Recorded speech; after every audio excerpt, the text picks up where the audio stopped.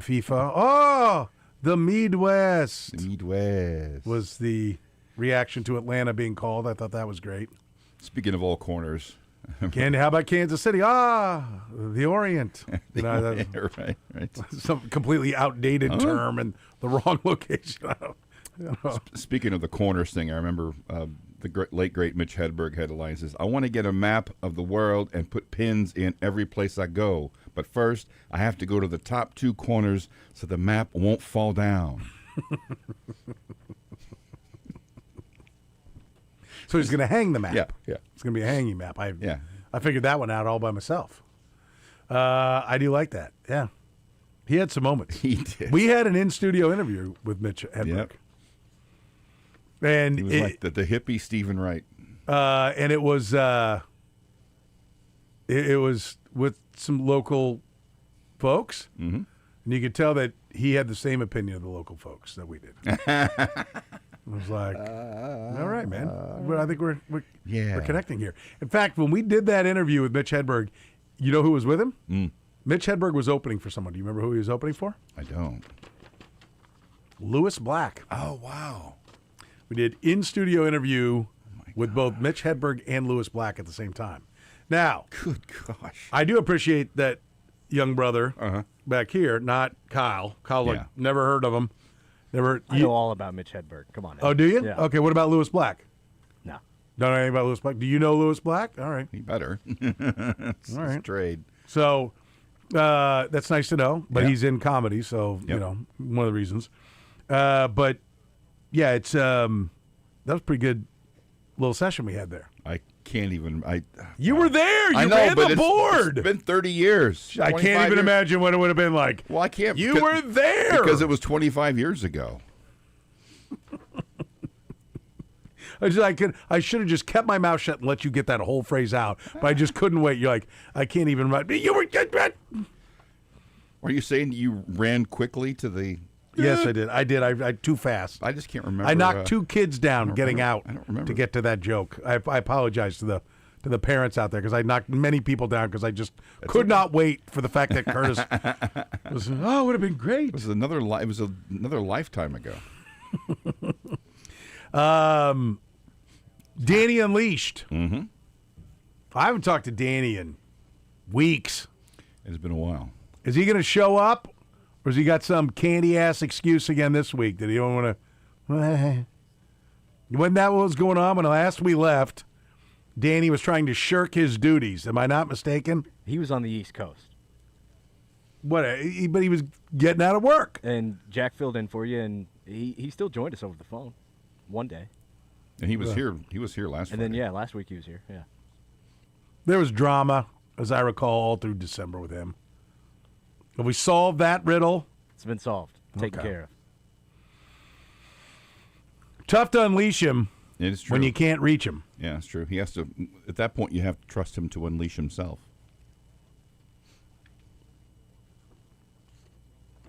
Kevin Harlan will bring some sanity Yes. to the close of the program. He'll be with us in the 5. He'll bring some professionalism. Finally, a professional Yes. will get a few minutes or as much as he wants The adults here in the program. The adults will be here. At Kevin 5:20. Harlan will be here around 5:20ish, maybe 5:15. I don't know. Yeah. We'll see. Whenever. You know what? You know when we'll go to Mr. Harlan? When Mr. Harlan said, I screwed that up. You know when we'll go to Kevin is how you say that. Yeah. When Mr. Harlan tells us Yes. he's ready. That's how. I'm ready. Recognize that, Kyle. That's how that works. And then we'll say, and now here's Kevin Harlan. You love the voice guy for Westwood One, don't you? Yes. Who actually went to the same high school as Kevin Harlan, only years before him. Really? Yeah, Kevin told me this a couple years ago. His name's David Lee. It's not his real name. It's David something. So else. he's now the But they both- general manager of Sporting Kansas City. But they or the former Florida forward, Yeah. or the former Colts punter. There's a number of David Lees. But imagine the Westwood. Or he's the former lead singer Yes. when he added the name Yes, the name was Roth Roth. to Van Halen. The I thought I'd complete the square. I like it. Or a circle. It's just 4 prongs. I'll allow it. It's amazing that the Westwood One voice guy and Kevin Harlan went to the same freaking high school. Yeah, it is. They're both Wisconsin guys, but I mentioned him in. But you're a big fan of his. I mentioned him in class. You're a big fan of the Westwood One voice guy? It's fun. I'm a fan of. You love it. Doing the. You can't get enough of it, correct? No, I like him better than the guy. I mean, that technically, there's nobody better. That's not true. I'm just gonna keep going. I'm just gonna keep picking at the scab until it bleeds again, and you actually say what you really want to say. I'll have a cheeseburger and a large fry. Let's see him in the drive-through. You got to listen to the games here on 810, and then you know what we're talking about. And now, here's Kevin Harlan. I loved it when Tommy Tighe was the host. He had the highest, squeakiest voice. It was the greatest. It was the greatest. Go from him shift. Tonight, you find out. He'd always have some little quirky little stat. It's moon over Miami as the Oilers take on the Dolphins. Will it be moon over Miami? And now, here's Tommy Tighe. Thanks, David Lee. The biggest shift, 2-second shift in pitch and everything, every other factor of voices. But I just love the fact that he and Harlan went to the same high school. Yeah, I still can't get over that. We'll talk a little bit about some college football here to open. Did you watch the college football? I did. Listen, I'll give Hayden the choice here. He can make the call.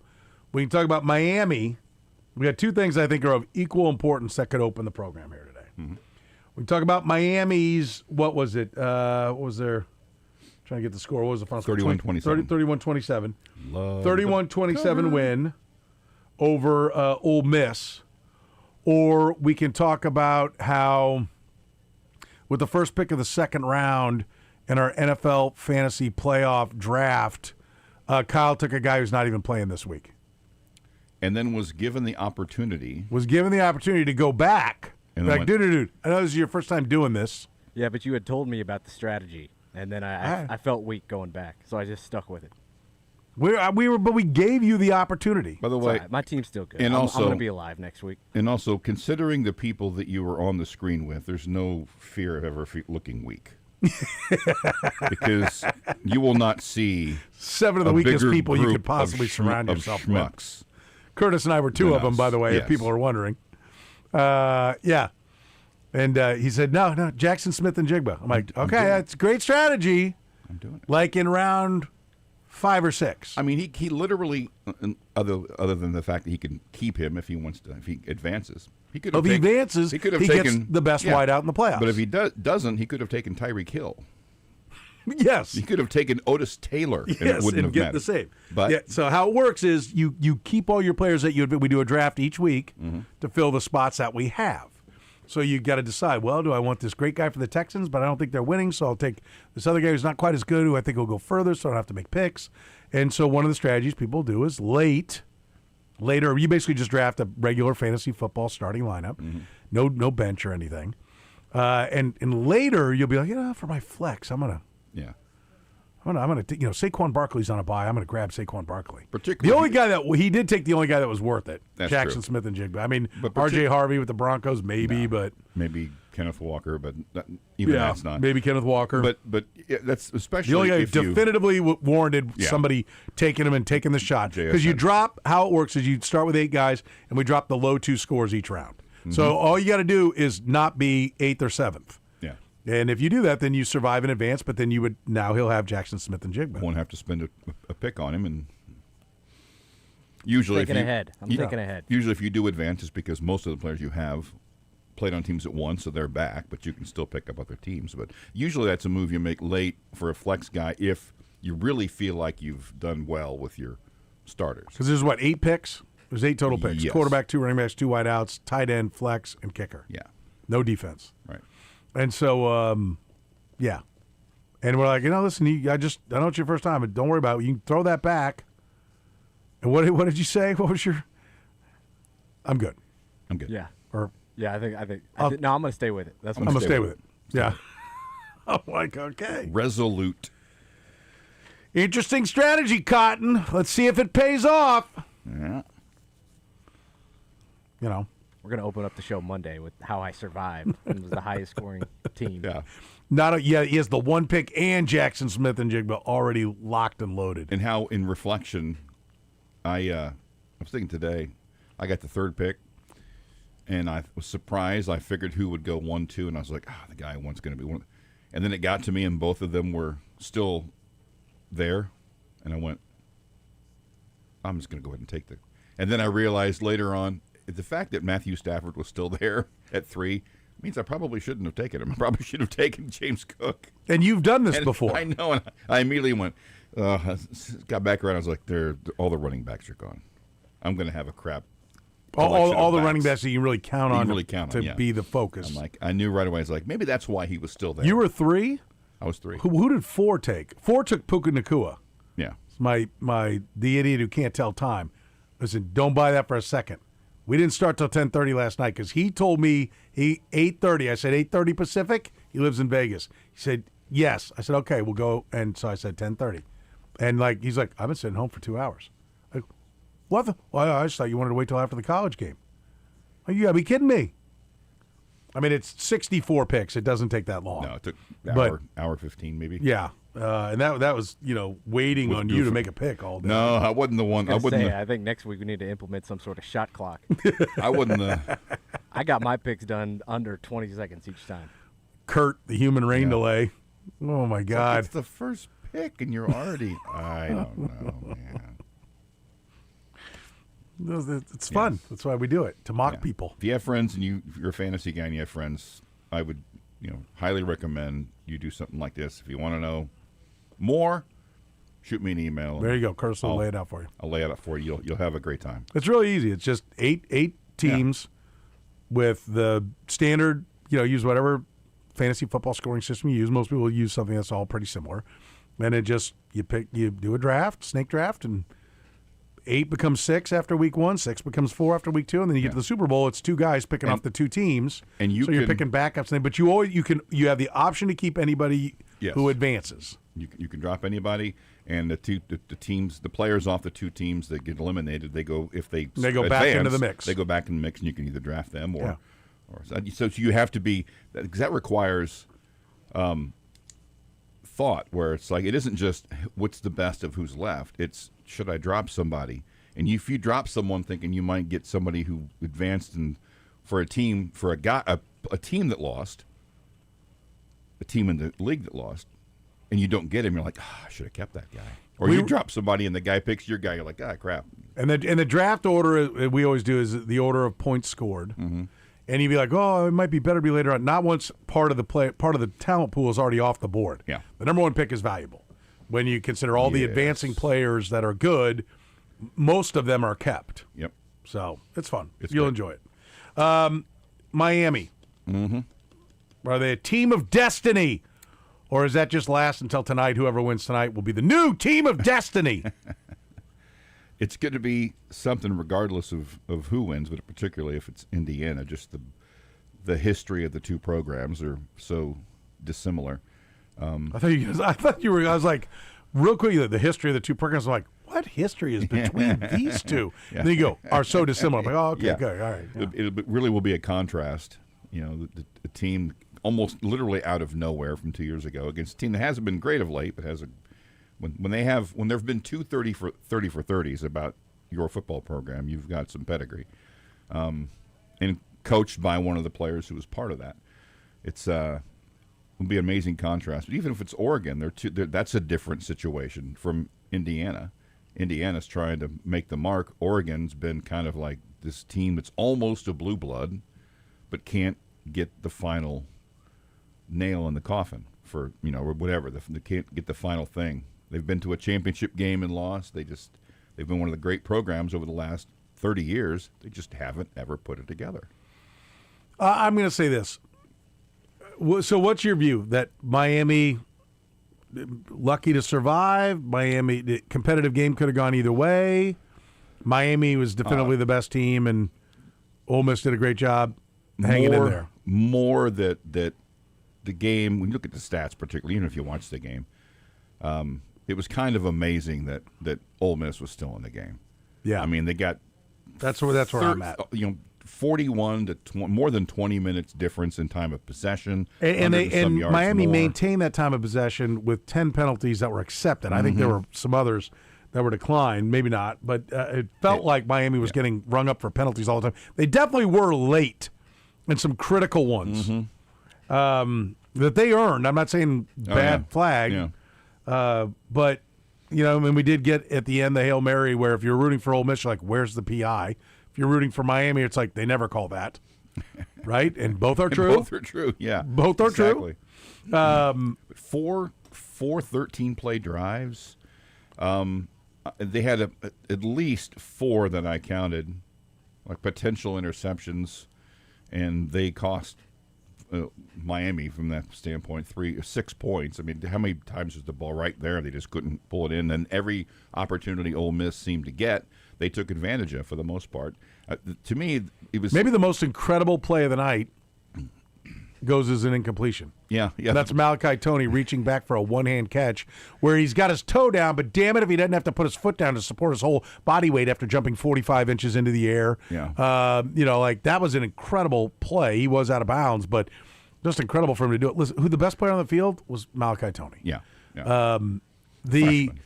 The Miami Hurricanes have a 6'9", 340-pound left tackle, and he's not the good tackle. Right. The kid on the other side is the one that's going to go top 5. Right? The right tackle, 61, is the one who's going to go top 5. Like, Miami was, in my opinion, as we watch that game, Miami was definitively the better team. I will say this. The criticism that we hear all the time for Orlando Alzagari down in Miami when we bring him on the drill of Mario Cristobal, I mean, you remember the what was the dunceness where he was handing off? Was it against Florida Atlantic or whoever it was 2 years ago? Oh, yeah. Where all he had to do was take a knee and he ends up blowing the game because I don't know if he's trying to pad the stats or what. Like, Mario Cristobal, I think they've gotten better people around him, but he's not going to, he ain't Mike Vrabel over there as far as giving his team an edge by what he's doing. When we brought Orlando on before the season, he said Mario Cristobal does everything right except on game day. Yeah. And you see that. Oh, yeah. But he's built a team that wins in the trenches. They clearly have focused NIL money in the right way. Yeah. They got a quarterback. I think Beck's a little bit overrated, but they needed a quarterback. He's at least good. Yeah. And with everything they've got around him, I think they were favored last night. Indiana against the higher seeded team. Indiana's the best coach team. Like, it would be funny to watch Indiana against Miami because that would be that is the genius and the dunce. Yeah. Remember the headline from Ned Yost versus Buck Showalter? Yep. Buck, by the way, was in the national media's mind was the genius. Yes. Ned was the dunce. Sweep. This would be the equivalent of that because Indiana's just incredibly well coached. But I also think we had Fat Jack on yesterday who said there's one 5-star kid on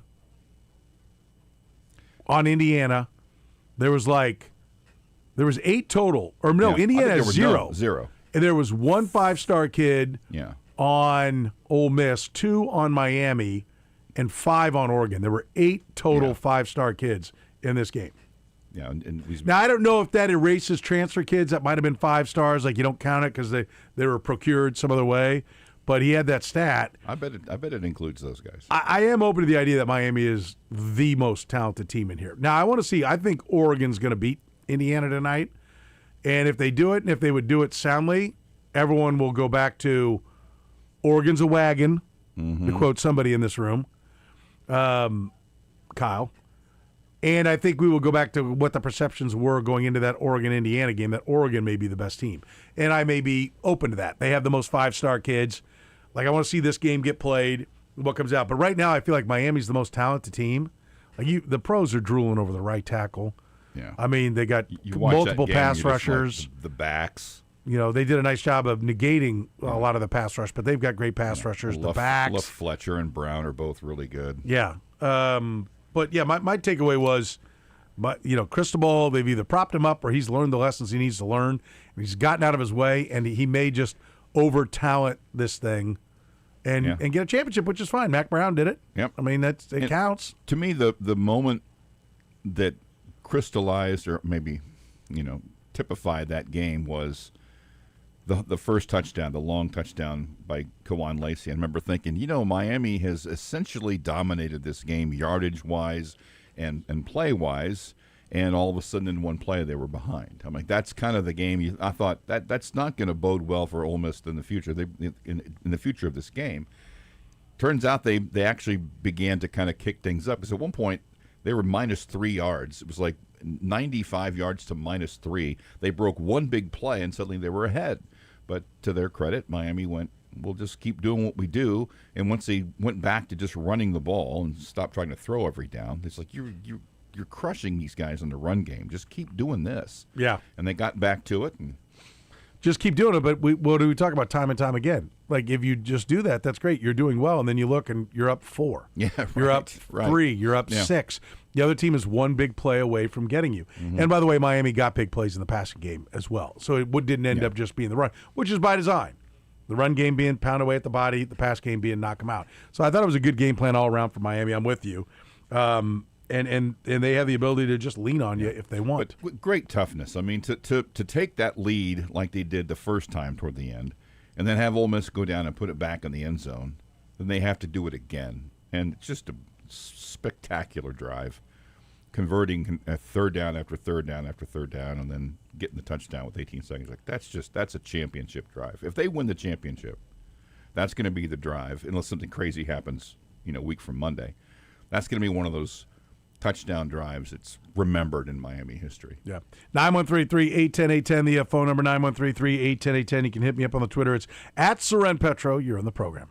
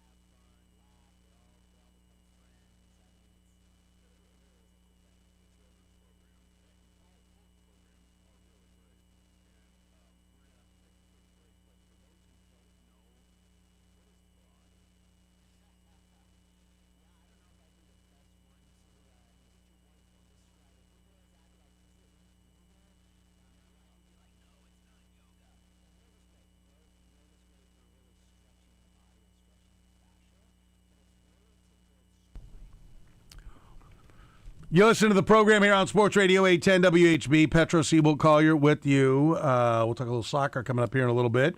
Right now, we'll take your phone calls. Sporting, Royals, Chiefs, K-State, Missouri, KU. Always a topic here on the program, 913-810-810. Andy has been very patient. Wants to talk a little Chiefs. Andy, how are you, buddy? Well, I'm okay, Soren. I really appreciate you letting the listeners come on, and you may not like this call.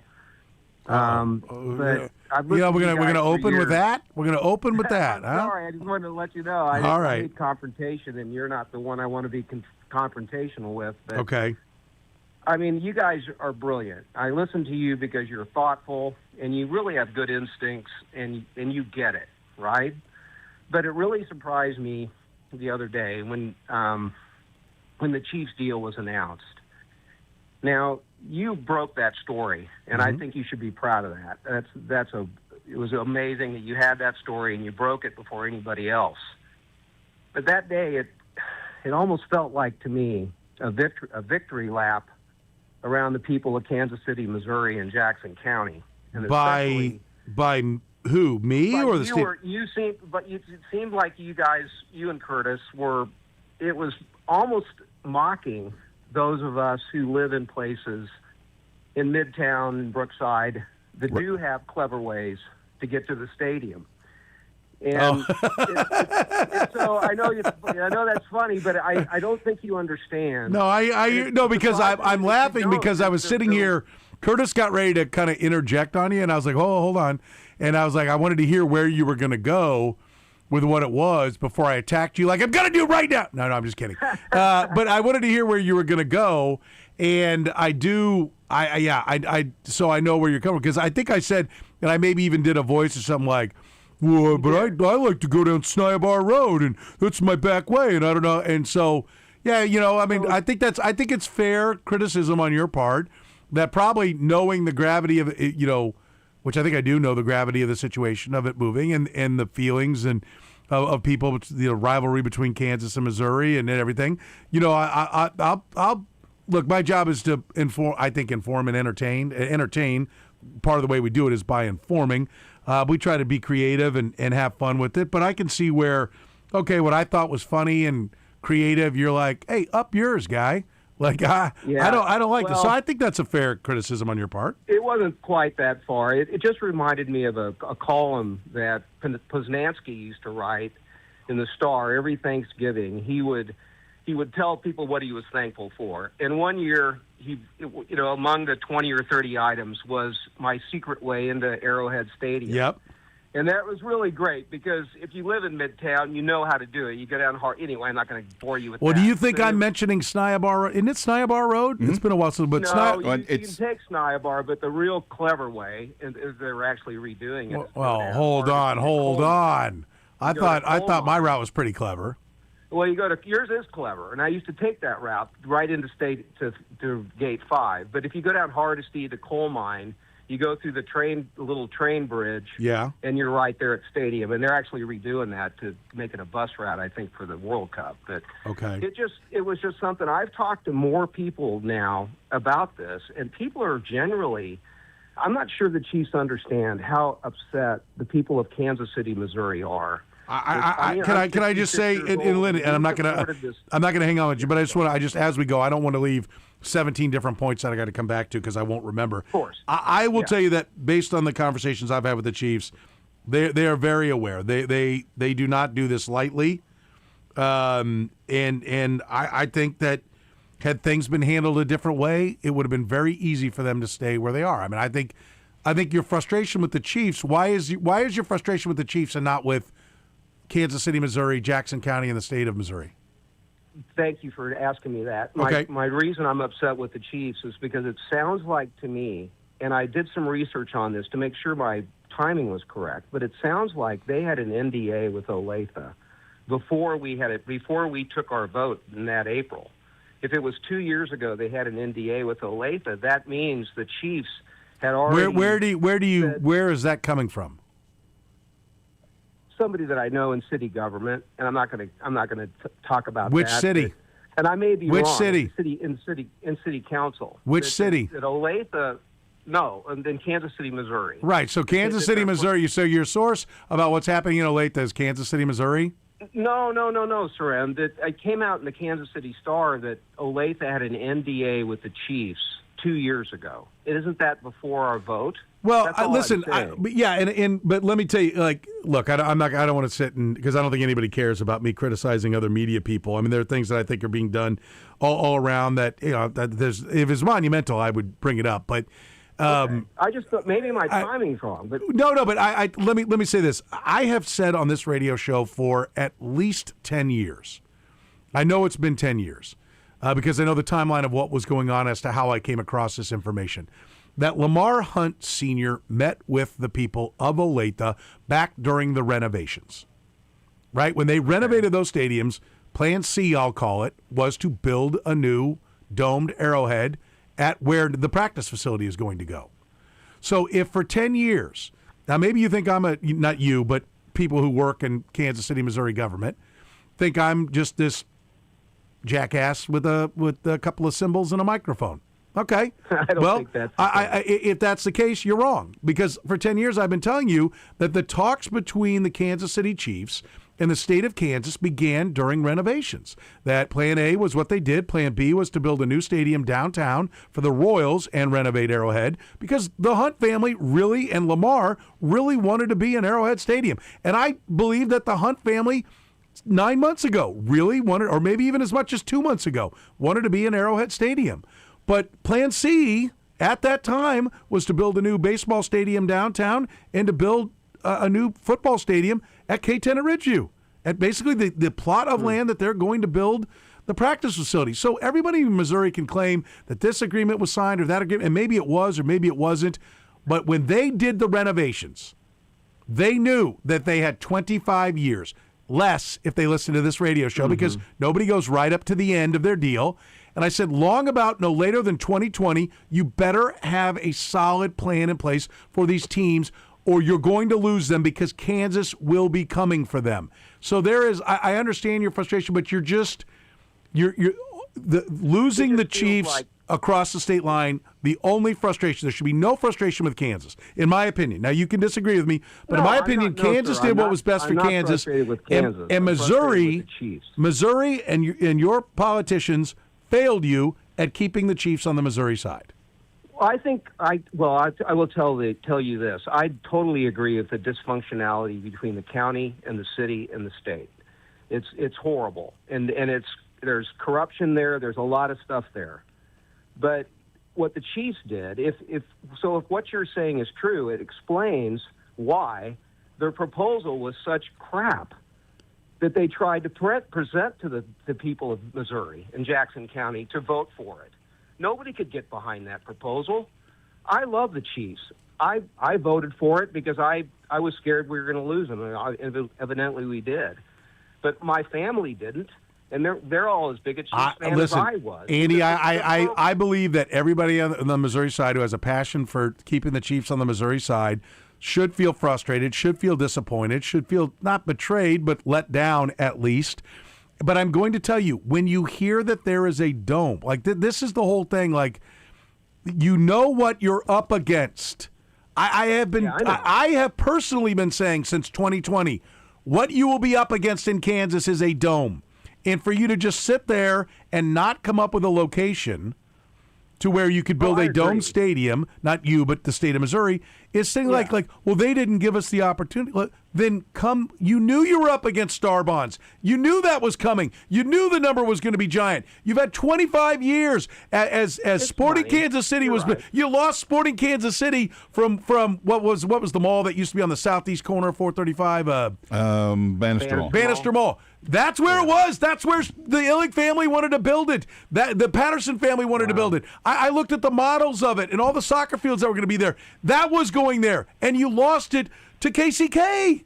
There is no way anybody on the Missouri side should have any frustration with anybody but the people in Missouri who saw warning sign after warning sign after warning sign, heard person after person after person, at least one fat ass tell him time and time again, here's what's coming, and to sit here at the end and be like, well, the Chiefs screwed us. No. See, I knew you'd yell at me sooner. No, or later. I'm yelling about the situation. I'm not yelling at you, Andy. I enjoy talking to you very much, Andy. I am really upset with the Chiefs. It feels like to me that we were not dealt with fairly, and I think part of that is the dysfunctionality. But I also think Missouri is culpable. But I also think the Chiefs or Clark Hunt and that management team is. I mean, I would do it too. I don't blame them for going for $2 billion versus the $1 billion Missouri gave them. It just, I don't know. The only other point I want to make is what happens, and I hope they do win another Super Bowl. Where are they going to have the parade? The Nebraska Furniture Mart parking lot? One of the best, the best question. It's I don't know if it's the best, but one of the most entertaining questions you just asked it. We've had that conversation here about where will you have it. And Andy, I'm going to let you go. Thank you very much for the call. I appreciate it, buddy. It's I don't know what the plan will be.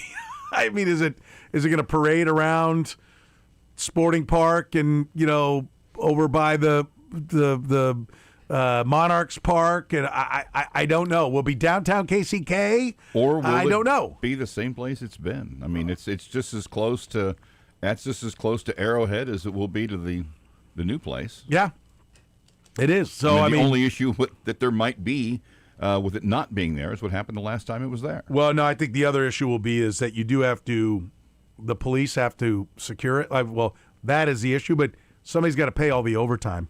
Yeah, somebody's got to pay extra buses, and I'm quite confident that Kansas City, Missouri is going to be like, well, we ain't paying it. Yeah, not after you move the stadium over there. Could be. So I think that will be a part of it. But look, I hear what you're saying, but at the end of the day, it's to me, if you want to ask a gal out to the prom, and you ask her, and she goes, no, I'm going with this guy over here. Does that make her a bad person? Or maybe you're I don't know, 290 pounds at 5'8", and you ask her, and she's like, I'm going to go with this guy over here who's kind of like in shape and ready to go, and she picks him. Is she a bad person, or did I need to get my fat ass in shape? See what I'm saying? Like you can be frustrated that she didn't pick you, but did you do what it is? And you know what? Sometimes you could be in great shape, and you could ask a gal, and she's like, not you. Because why? I don't know. I like him. Now, to me, this is more 5'8", 290, lost to, 6'3", 200. Or even, not to make it a short thing, 5'8", 175, and the starting running back on the high school football team. Yeah. Okay? Like, the monetary offers were night and day. And there's all other levels to it and things like that, but it is what it is. And like, all the way back to your original point, my satisfaction is that the team stays here. That is my satisfaction. Okay, because realistically, from my home, that stadium is further than Arrowhead Stadium by 2 minutes. The practice facility will be 2 minutes closer. It's irrelevant to me as far as my own personal gains on that. I'm just happy they're here in Kansas City. And I think that's the bigger picture. I understand the Missouri-Kansas rivalry for many is something that is not enough. Yeah. You want it on your side. But I also think that 20 years from now, when you see the taxes, the revenue, I mean, it's coming out of the Star Bonds work, that it's coming from the sales tax and so on and all that kind of stuff. Yes, I understand. But it's still money that's not going someplace else. Kansas has made it work in almost every place. They pointed out that the Prairie Fire thing has not worked. That's the one negative that the Star Bonds have, or at least the biggest one. I think the Star, the Kansas City Business Journal, one of them, I think it was Kansas City Business Journal, wrote a piece about that. I mean, there's risk there, and we're going to find out like how it all works. I think this is kind of a unique project, but I'll tell you, there are a couple things that jump at me. You mentioned where you heard something.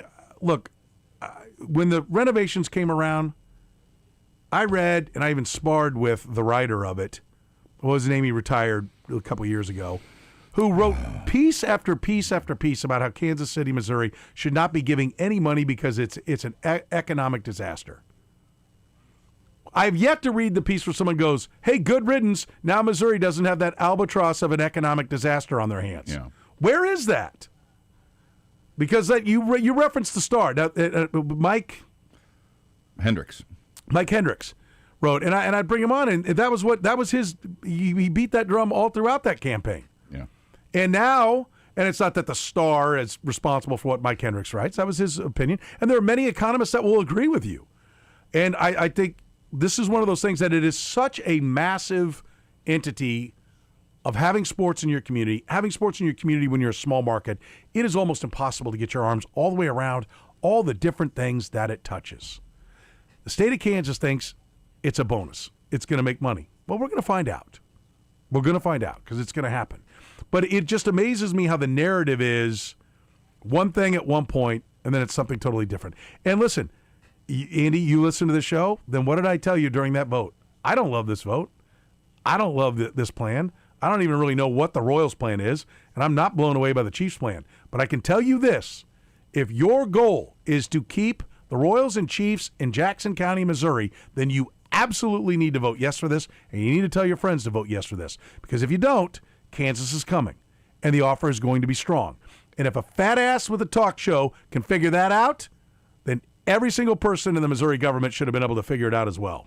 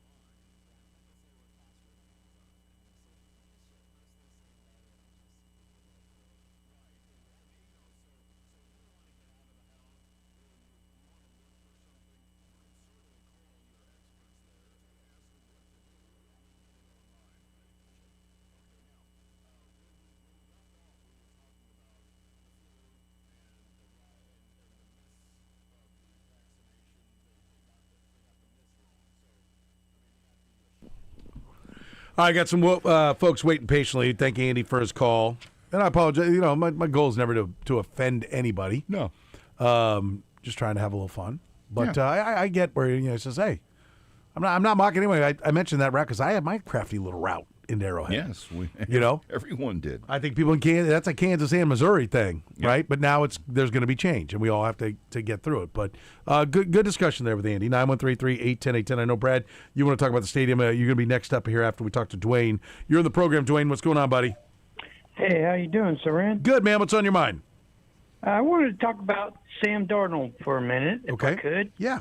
I think, the change of scenery from the crappy Jets he was on, and then the Panthers that he got sent to was crappy at that time. And once he went to Minnesota, he started flourishing, and now he's in Seattle, and he's just, balling out. In my opinion, I think he's underrated of these quarterbacks in this year's playoffs, and I think he's got just as any good a chance as anyone else to win the Super Bowl. And I believe, in my opinion, that it's going to be Seattle and Jacksonville in the Super Bowl, because I don't think Josh Allen's going to make it past Jacksonville. And I wanted to get your opinion on that, and I'll listen off the air, okay? All right, I appreciate it. I am going with Dwayne, Josh Allen to win that game.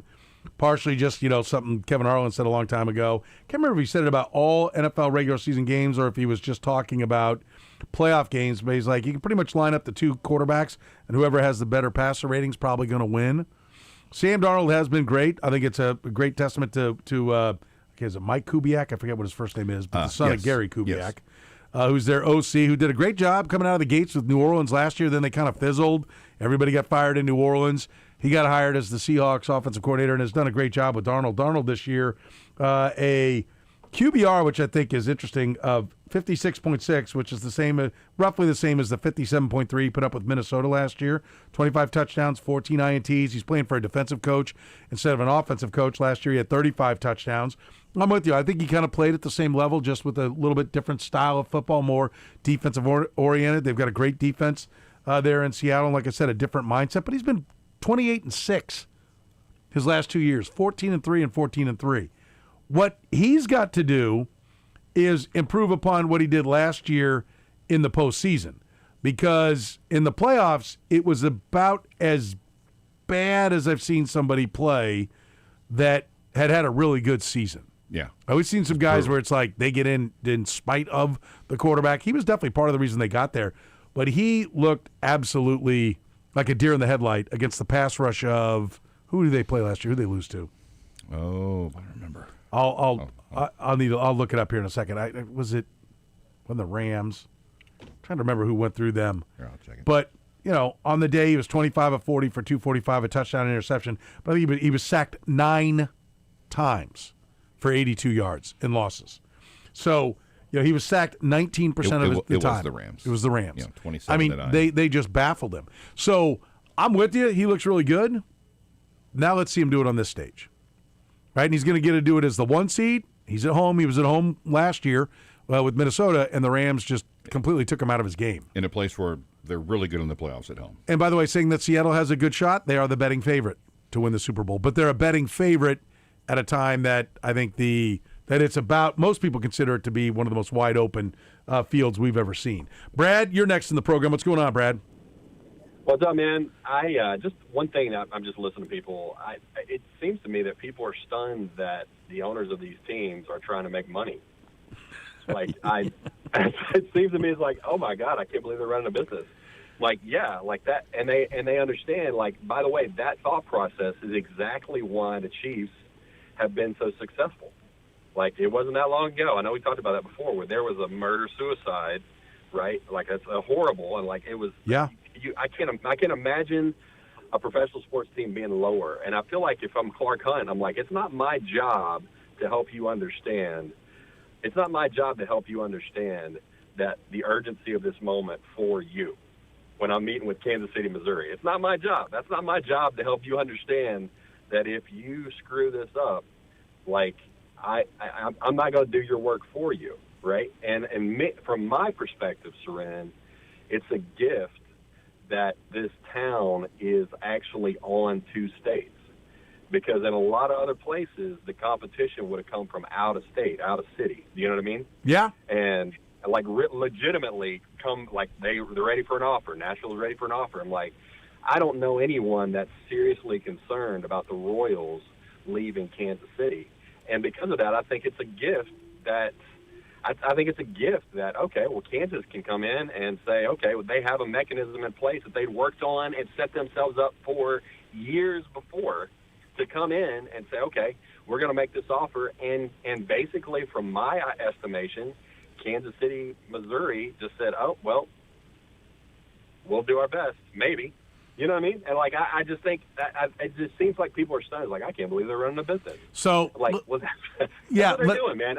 And I want your feedback on that's great. And I'd love your feedback on where you think the Royals are going and all that information. You know what? Let me leave, and I'm going to let you go, Brad. Let me leave. We'll talk some Royal Stadium with Danny. How about that? So I don't shortchange you on that. So I'm going to write it down. That'll be one of our topics we talk about with Danny. But I think you're right on your feedback, and I'll tell you a story that back in about 2020, I'm going to say like 2020, 2021, I said, well, how do you think this all plays out? And I was told, well, I don't think the governor, and that's not the current governor, this is the previous governor, wants to stand watch on watching 2 NFL teams leave a state. I don't think the state of Missouri wants to be without NFL football, right? They wanted to have 2 NFL teams. They've lost one. I think they will do whatever it takes to not lose and not be an NFL state.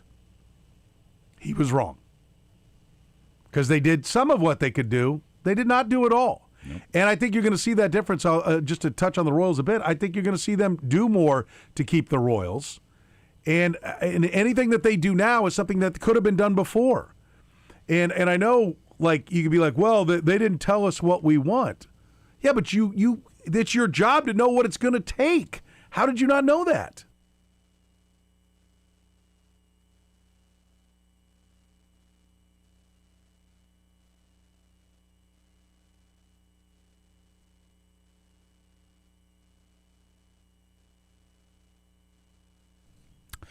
All right, what 2 teams played in the first NFL wildcard game? Brought to you by La Feta Delicatessen.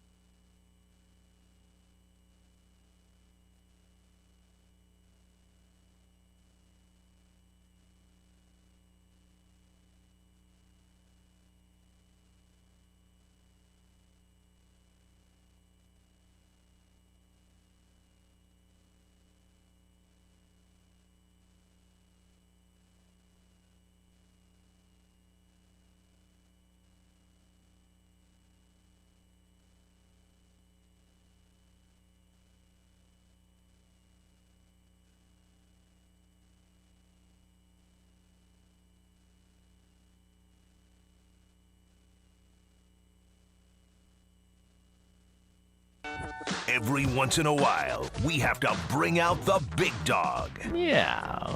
Oh, God help us. It's time for Danny Unleashed. Sponsored by Easton Roofing, where integrity matters. Go to eastonroofing.com for more.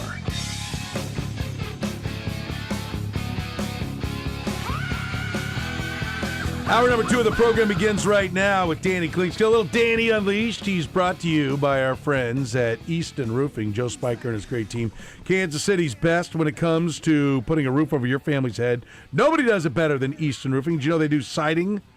Siding as well. That's right, the same company, award-winning company that does incredible work on your roof, can now handle your siding as well. They got a great visualizer tool, allows you to preview colors and styles on your actual home. You can make confident decisions. They work with the best brands, James Hardy, Outside, Certainteed, LP Smart. The team provides full support. It's at Easton Roofing. Find them online at eastonroofing.com. Also inquire about perhaps joining their team. Easton Roofing has an immediate opening.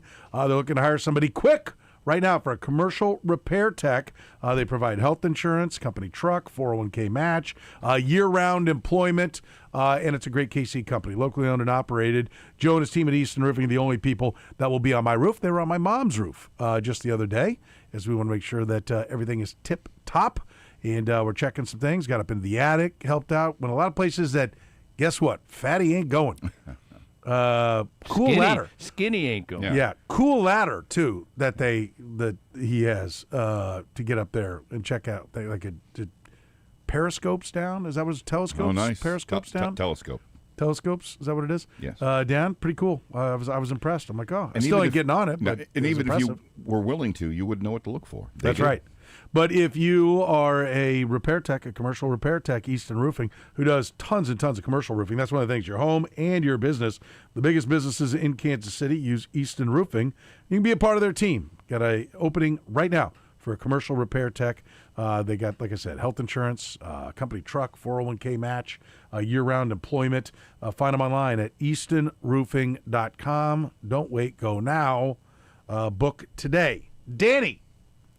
Soren. How are you, buddy? Just tremendous. Yeah, Nice. good holidays. Very good holidays. Happy New Year. Did you get drunk as a skunk? Somebody told me you were throwing up. They had to roll you over so you didn't drown in My your wife vomit. was sick as a dog on New Year's Eve, so I did absolutely nothing. Sick of watching you make a fool of yourself. Is that what you're saying? Lampshade on your head? I went through a phase where I was a fool on New Year's Eve fairly often, but Not anymore, that was a though. long time ago. Long time ago. I'd go down that road. We've but hung on some I don't New think Year's- we'd get to anything else if I went down that road. No. We've hung on some recent New Year's Eves. I don't remember yeah, you being fairly entirely foolish. No, yeah, but that was still a while ago. Yeah, it's just cutting a I rug. had fun. Cutting a rug. Cutting the rug. Yes. That's let's move on. Tripping the light, fantastic. Oh, yeah. Okay. Andy called last hour. Or no, it wasn't Andy. It was Brad who called at the end of the hour, who wanted to talk about where the Royal Stadium is going to go. Recent reports, I know there are reports out there that Kansas, I can't remember how it was said. Something, I think was it, I don't remember exactly how it was said. What do you think about where the Royals sit? The people in the state of Kansas have made it clear that they feel like the Royals let a deadline lapse. Right, and that was December 31st. We know that the actual writing of the Star Bonds meant that if you extended it by a year. So theoretically and technically, that's out there. But it seems to me that the good faith intentions were, we will extend it, but we're not extending this for you to just play around, play with your food for another 6 months before you get serious. We're extending it. We expect it to be done soon. By the end of the year at the latest, the Chiefs met that deadline. The Royals didn't. What do you make of that situation right now?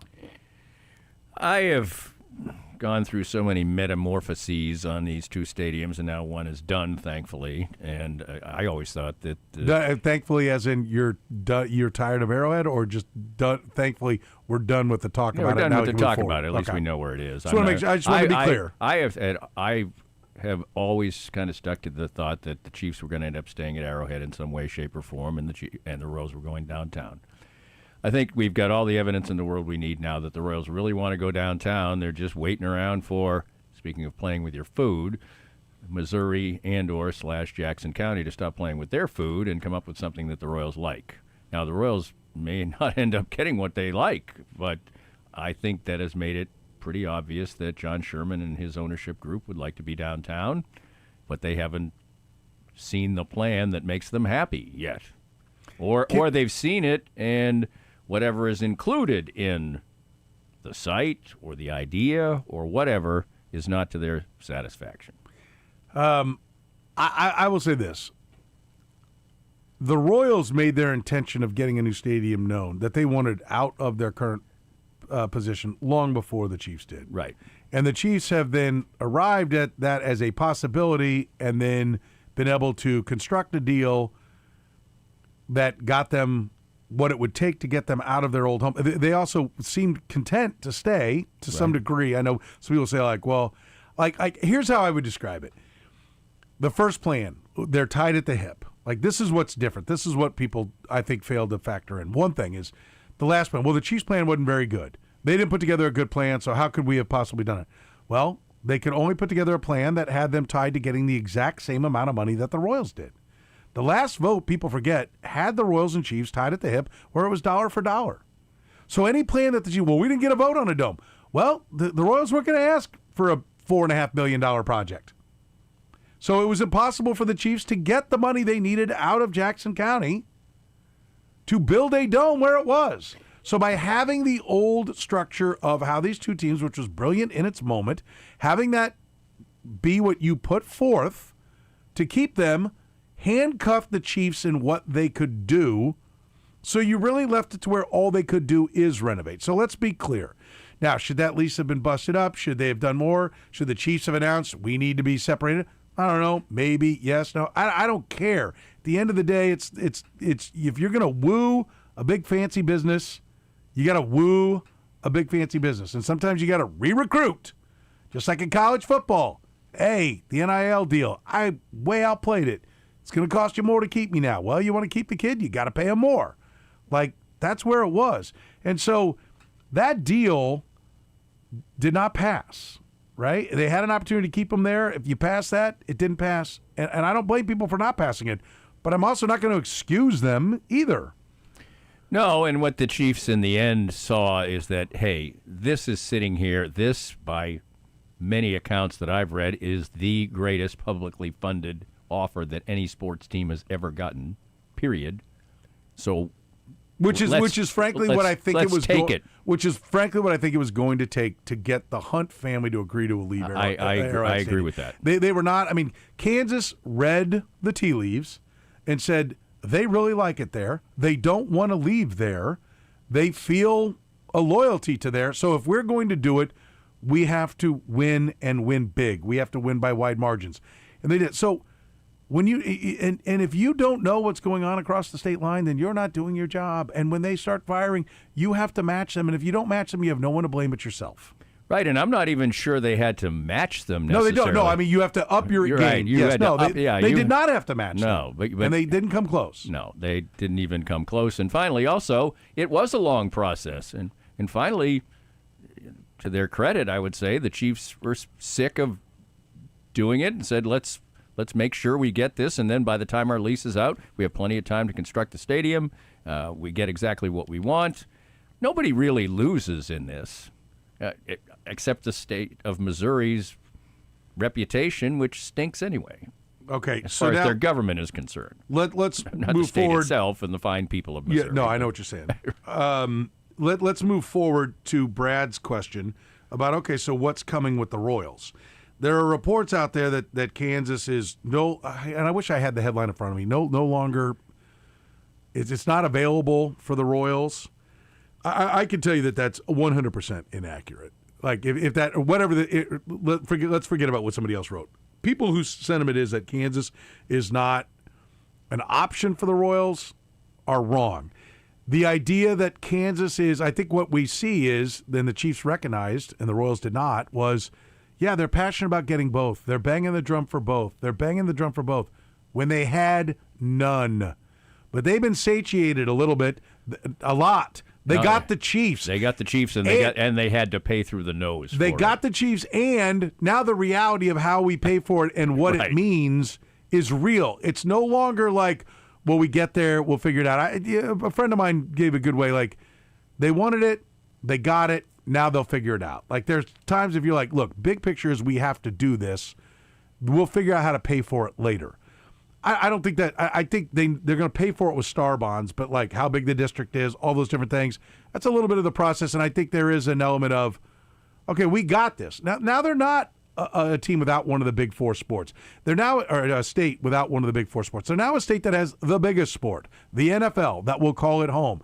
So if you're the Royals and when you're jerking around, you don't have all your ducks in a row – by that deadline, and you don't realize that this is exactly what's going to happen, then you didn't do your job. So is Kansas still a possibility? Yes. Is Kansas going to throw everything at the Royals the way they did the Chiefs? No. If the Royals are going to use Kansas as a location, they're going to have to come to Kansas with a plan. That's what I see going on right now. And I think in a lot of ways, to your point about wanting to be downtown ultimately, I don't know if they want to be, the Washington Square location versus the North Kansas City. I don't know that there's a lot of distinction between those two. Although supposedly Cass County is out now. Well, the January 8th deadline is come and gone to get them up onto a ballot in April. Right. So now they were out a year ago. This is what I will tell you. Like right now, if you ask them. But this is the problem that the Royals have. They keep missing deadline after deadline after deadline and losing competitor after competitor. Now, if their ducks are in a row and they're ready to announce Washington Square Park next week, then they let that deadline pass because they know where they're going. Right? If they want to go to Kansas, they're going to have to work for it. It's clear that nobody in the government really wants to push hard for 119th and Knoll. And so what's going to happen with the Royals? I think they've been moving quickly. Listen, I've heard some far out sites. The transit authority location has been brought back up. It feels to me like the Royals are trying to drum up some other locations to make sure wherever it is they're ultimately going to go has competition and they don't get raked over the coals. But I'll say this. Missouri has just lost the Chiefs. Missouri should be ready to, if the sentiment of the people like Andy who are calling is not just a vocal minority, and I don't think it is. I think it's the sentiment of most people. Then I would think if you're a politician, you don't want to piss your people off and lose the other team. And you will put everything forward, and now you don't have to cover the cost of both teams, which is what I've always said. Put one in Kansas, put one in Missouri, figure out which one fits better where, and let each state pay half the freight for the two teams. And so to me, I think that mathematically still makes the most sense. Right, and I think the Royals are not going to cost nearly as much as the Chiefs are going to cost Kansas. They can still make a good deal for them. And also, just from a face-saving standpoint, many people around the country think that Kansas City is in Kansas already. They're really going to think it's in Kansas. If both of the sports teams are in Kansas, they're going to say, what?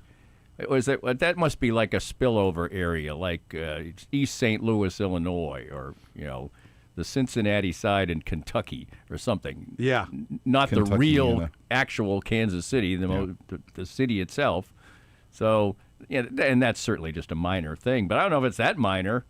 You just look like fools. Now, one of the biggest stumbling blocks for the Royals and the whole process, Frank White is now out of the picture. And that probably helps in some ways. And people can argue whether or not he was, working in the for a fair thing for his city that, what he cared about other things, or if it was just a vendetta, which is probably part of the truth. But anyway, he's not there anymore. So I think that helps in the end. If you want to have me, if I'm going to guess now, I'm going to guess again that the Royals are going to end up downtown somewhere. That's where I would guess too. Right. That's what's going to happen. But I think aren't we about as tired as we were, the Chiefs, and ready to just say, can we just finish this up, please, and figure out where they're going to play? Yeah. We already don't know whether they're going to be on TV this year. That we're being told they will be on TV. They'll be on TV somewhere. and it'll look the same or whatever, but who knows how easy it will be. And TBD. by the way, how does a sports betting operation screw the pooch like FanDuel is? In what way? Well, I mean, they're going bankrupt left and right. No, FanDuel's not going. I mean, the parent company. No, that's where you're totally wrong, and that's why I can't believe FanDuel bought into that. FanDuel is like GEHA Field. FanDuel is paying money to be called FanDuel Network, but they don't have anything to do with it. The actual company. Well, then they're still dumb. Which was what? For hitching their wagon. Which is now being called Diamond Sports. No, that's what it used to be. Now it's. But that had bad stigma after all their failures last year, so they changed it to, Main Street? Main Street. Main Street. That's yeah. right. Yeah, Main Street. But which is really Sinclair Broadcasting. Right. So there's all these walls to not have the stink. Still, what of most the failure. people think is, but however, FanDuel, like if Arrowhead crumbled, it'd be like saying GEHA Field failed or GEHA did something wrong. They didn't. It's naming rights. That's all that FanDuel is on that is naming rights. Well, thank you for explaining that. It still looks bad. I don't care. I mean, I'm glad that I have the real information, and more importantly, the audience does. But you still look like dummies. I don't care. Yes, I don't care why the corner liquor store failed. But all I know is that if a liquor store fails, somebody did something horribly wrong. Okay. What? Empty? Did everybody stop drinking? Yeah. I don't think so. License to print money. Print money? Okay. Yeah. I see where you're going with that. Whatever. I follow you there. Probably less than a decade ago, but whatever. Yeah, but no, I look, that whole, on that side, why did any of these teams go back and re-sign with them? Why did MLB even allow them to? When they failed once, I said this a day or two ago when the story broke that they were defaulting now on all their NBA deals, and now it looks like they're going to dissolve the company. And Major League Baseball, I read a story today, in fact. See if I can find it real quick on my email. But read a story today that baseball's already said, "Oh, don't worry." Oh yeah, they did. Rob Manfred says we'll do this. We'll do the broadcast. No, but it went even if push further comes than to that. Shove. We're ready to do them. I think he said. There's nothing better than me looking through my email to try to find something. Because I read that story today. Rob Manfred said we're ready to do it. Yeah, we're ready to do it, and nobody will. But where the hell? There was one other thing about it anyway. But yeah, I mean, I don't understand why you went back to them. Why didn't you just do it last year when they had problems? Maybe lack of options. I don't know. Maybe they felt like it was still the best deal they could get. I have no idea. It doesn't sound good to me. What we know is no matter what happens, right. Whether it's Main Street, a third party, or MLB Media, fans are going to have the games, Manfred said. But they have 7 NHL teams, 13 NBA teams, and 9 Major League Baseball teams. And there are lots of them that, there are not lots of them, but they had more than that. And some of them were like, okay, we're out. We're not messing around with this. How are you still screwing around with something that is clearly a failing entity? Like I said, maybe lack of options. That's all I can think of, or laziness. Remember when they used to be on Channel 4? Mm-hmm. 40 years ago. There's 4. There it is. Yeah. By the way, I love this. Main Street Sports has been attempting to sell itself to the London-based, DAZN is how you're supposed to pronounce it, DAZN. Yes. For several months, and before the holidays, a formal agreement looked to be near. Additional issues have developed more recently, though, including a desire by DAZN to reduce local rights fees to many of the involved teams. Is desire spelled DSR? No. Secure additional digital content rights and add more years to the term, or all of those. I'd just like to point out that the Royals, in party with Major League Baseball, signed back on with a group that is basically trying to sell what they have to give you less for longer while you give them more. Good plan. Good, solid plan. Let me go back and go. Where do I sign up? And you can't figure out why the ball club didn't get the stadium deal done before the football team did? Well, at least they have company with being stupid. I mean, there's like I get it. There's other entities that are out beyond, but you just can't keep ending up on the short end of every deal and be like it's somebody else's fault. Right, and the Royals have basically had one bad TV deal after another. 3 years ago, I think maybe it was 3 years ago, we played Mark Cuban on TV saying the reason he sold controlling interest of the Dallas Mavericks is that when he bought them, it was about tech and television deals. He goes, I can't remember how he had something else. He was like, I own that, or I'm the bomb on that, or I'm the best at that. He said, but today it's about real estate deals, and that's not what I do. So I'm getting out of the way so that the Mavericks can get the best deal done to build their new building. Which, think about it, American Airlines Arena, they already are like, well, that's got to go because we need a massive real estate deal or we can generate revenue for the Mavericks. Right? I'm getting out of the way so that somebody who knows what they're doing on that can do it. And I said it that I played it, and I said, this is what the Royals and Chiefs have to understand. Yep. The Chiefs seem to understand it. The Royals did not seem to get it. The man that's been in charge of what they're doing has nothing. He's never done anything on real estate deals. And I'm not talking about John Sherman. I'm talking about Brooke Sherman. Right. And then they brought in somebody else who supposedly does. But my understanding is has nothing to do with the stadium. He's handling all their other revenue streams, not the stadium. None of it. I've talked to people that are involved in things, and nobody says they're talking to that guy. They're all talking to Brooke Sherman. So, listen, I mean, I love the Royals. I love the Chiefs. I want them here. I don't like sitting here saying, like, but they've been spinning their wheels forever on this thing.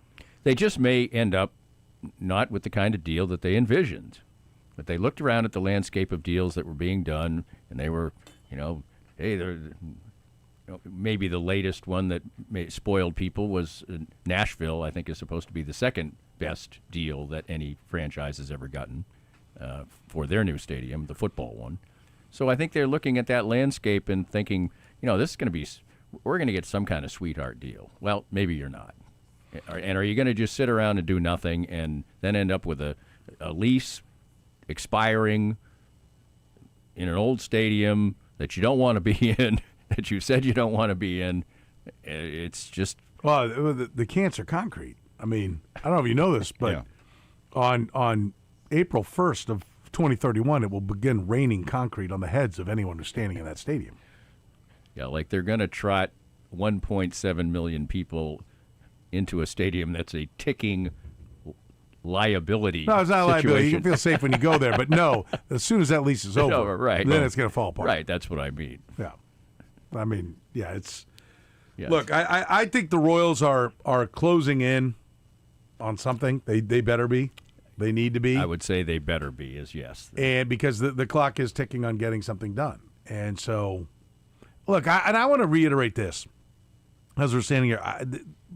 From a baseball standpoint, they're spending more money every single year. They're hiring qualified people. Oh, the baseball side, there's nothing. I think they're in dream shape. They're expanding the analytics department. They're expanding the coaching staffs. They are signing the best players, in the draft. There is nothing to. And by the way, they went through a pandemic. They do have a TV deal which they inherited. Like they didn't sign this deal. I think they should have ejected. I mean, we Todd and I talked to John Sherman out in spring training several years ago, and I think John's got the vision of everybody being under MLB umbrella already. And I'm sure there's a lot more to it than I know. John Sherman doesn't really want to talk much to people right now. Okay, so I'd love to hear about, okay, what is the plan? Right? It's also very difficult to try to get we make requests that don't get asked to the people we request down there. So you get to a point where you're like, well, why am I fooling around with this? Okay? But I'm sure that John, I know he would like to get to where it's all under MLB. So why were you there 2 years ago? But my first point, now I'm sounding bad. But they've had a difficult TV situation to deal with. The pandemic, all those things. And I know they've had at least one cash call. And yet they're still pouring more money. They could be like, strip it down, go with a $50 million payroll. We're running this lean and mean until we get a new building. and they're not doing that. So I feel I don't like harping on the Royals because I do think the ownership group, which is all Kansas City people, or at least people with deep Kansas City roots, even if they don't live here year round, I do think they have absolutely 100% the best intentions for Kansas City. But I also think that anybody who enters into something like this wants something out of it. And I do think that they thought the new stadium situation was going to be somewhat of a boon for them. And I think it's what's turning out that it's now maybe even more than ever because your biggest suitor just emptied their pockets to the Chiefs. So they are far less likely to come up with the kind of deal you probably thought you were going to get. And now they've just got to go to plan B, which may not be as good as what you thought you were going to get. But it's better than no plan. You just have to put that aside. Chiefs are not going to be playing in the playoffs. We'll talk about that with Danny Klingsy. A little Danny Unleashed, brought to you by our friends at Easton Roofing. Kansas City's best when it comes to the roof over your family's head, the roof over your business's head. Did you know that they work with the biggest and best manufacturers in the country of commercial roofing? I'm talking about Elevate, Gateco, Carlisle, JM. Those suppliers only supply the very best roofing companies. They supply Easton Roofing. Right here in Kansas City. That's why they can write warranties on flat roofs up to 30 years. Only a handful of companies across the entire country can say that. Easton Roofing is one of those companies, and you can join their team right now. They have an immediate need, an immediate opening for a commercial repair tech. They provide health insurance, company truck, 401k match, year-round employment. It's at Easton Roofing. Learn more at eastonroofing.com. The program with Soren Petro. Nailed it. Suck it. Weekdays from 2 to 6 on Sports Radio 810 WHB. Great specials all month long at your neighborhood hen house. Did you know that you can save $1 right now on the Conecuh smoked sausage? That's right, selected varieties, 16 ounces. It's just $5.99. How about the best tasting boneless, skinless chicken breast? They win taste test with it all the time. It's only $2.99 a pound. You're saving $1.30 per pound on that. And how about saving $3 per pound on pork tenderloin? It's sold full in cryovac. We like to get a couple. My wife has many a great pork tenderloin recipe. You should get it right now. Buy a couple, throw one in the freezer, get one on the grill right now. That's only $2.99 a pound. And maybe the most underrated part of the meat counter is their seafood selection, whether it's the crab, the lobsters. Such a great seafood selection. Go back there and check it out. It's displayed beautifully each and every day. Right now you can save on the Sea Best Sway fillets. They're 10 ounces, only $3.99 a pound. All these prices are good until January 25th, and you can check them all out online at henhouse.com. Whether you're going to the delicatessen and their award-winning salad bar, maybe you need party trays. That's something we did a couple of times during the holidays. You can do that. Maybe it's their great bakery for the birthday cakes, maybe just some wonderful bagels to get the Saturday or Sunday morning started. Hen House has got you covered. In fact, they've had you and me covered for more than 100 years right here in Kansas City. Hen House, now 100% teammate owned. Do you remember what it feels like to be completely present, to feel calm, clear, and truly balanced? At CBD American Shaman, we understand that true wellness isn't just a product, it's a feeling. Our goal is simple. We want you to feel your best every single day, supporting your journey to health in mind, body, and spirit. We have a deep passion for helping others, and that's why every location is staffed with dedicated wellness consultants. They are not salespeople, they are educators, ready to listen to your needs and guide you through our unique high-quality products. Whether you're looking to relax after a long day or simply want a smoother path to everyday balance, you will feel completely welcome the moment you walk through the door at any of our locations across Kansas City and the Midwest. Don't wait to start living better. Find the guidance and the quality products you deserve. Visit the location nearest to you today at CBDAmericanShaman.com. CBD American Shaman. Life is better with the feather. Hey, Missouri. Trent Green here. Did you know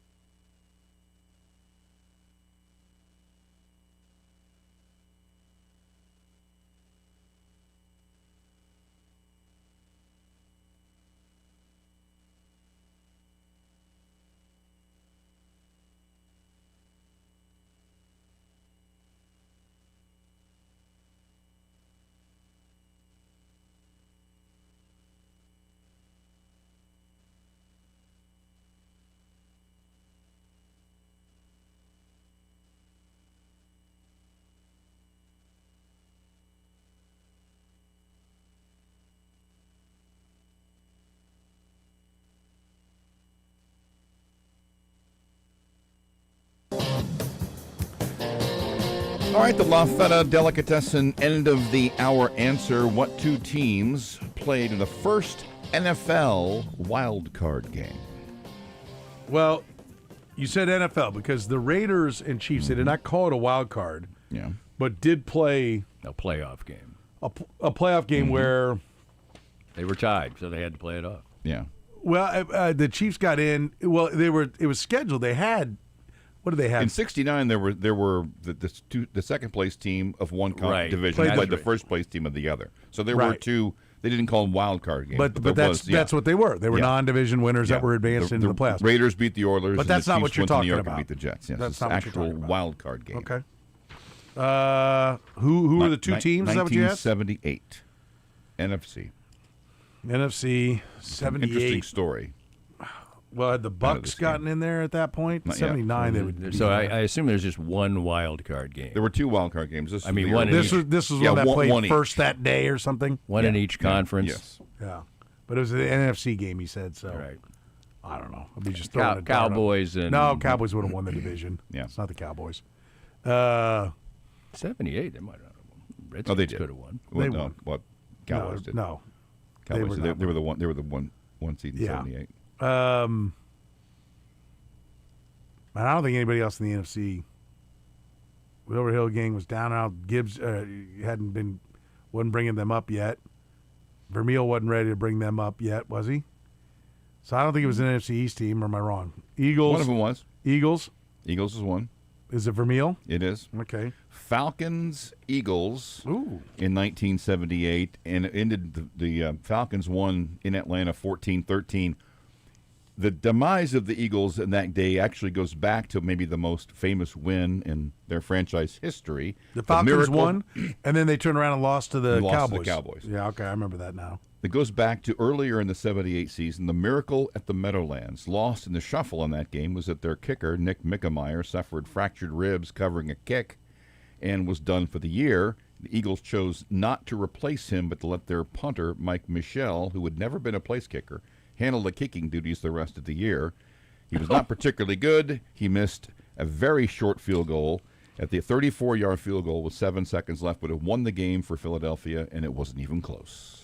So the Falcons never replaced the Eagles. The Eagles never replaced him. Their kicker got hurt, and he missed. Okay. And he missed. Yeah, I'm sorry. I think you said it the other way, but I think Dick Vermeil was at a time when he was head coach, offensive coordinator, quarterback coach, and special teams coach. Probably so. So he tells a story about when he goes, I was my own offense coordinator.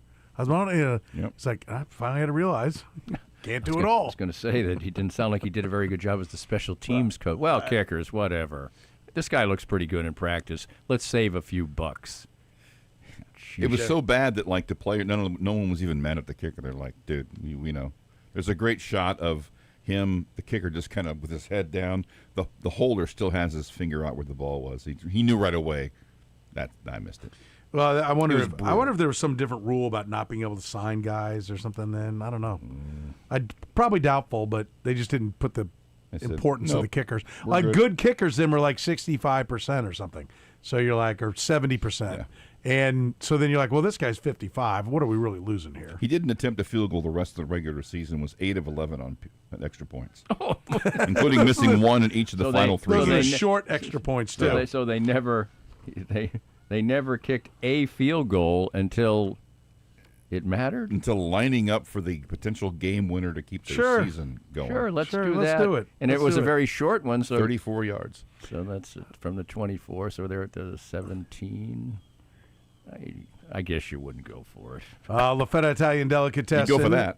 Voted KC's number 2 brand new restaurant by the Kansas City Star. They're on the southeast corner of 143rd and Metcalf. Check out their rockin' lineup of gourmet sandwiches, or you can even build your own. They're online at lafetadeli.com. Every sandwich comes on bread made fresh that morning. That's right, fresh bread every single day with the freshest meats, cheeses, ingredients, and sauces made to order. Don't miss their incredible charcuterie trays as well. They're happy to cater for you.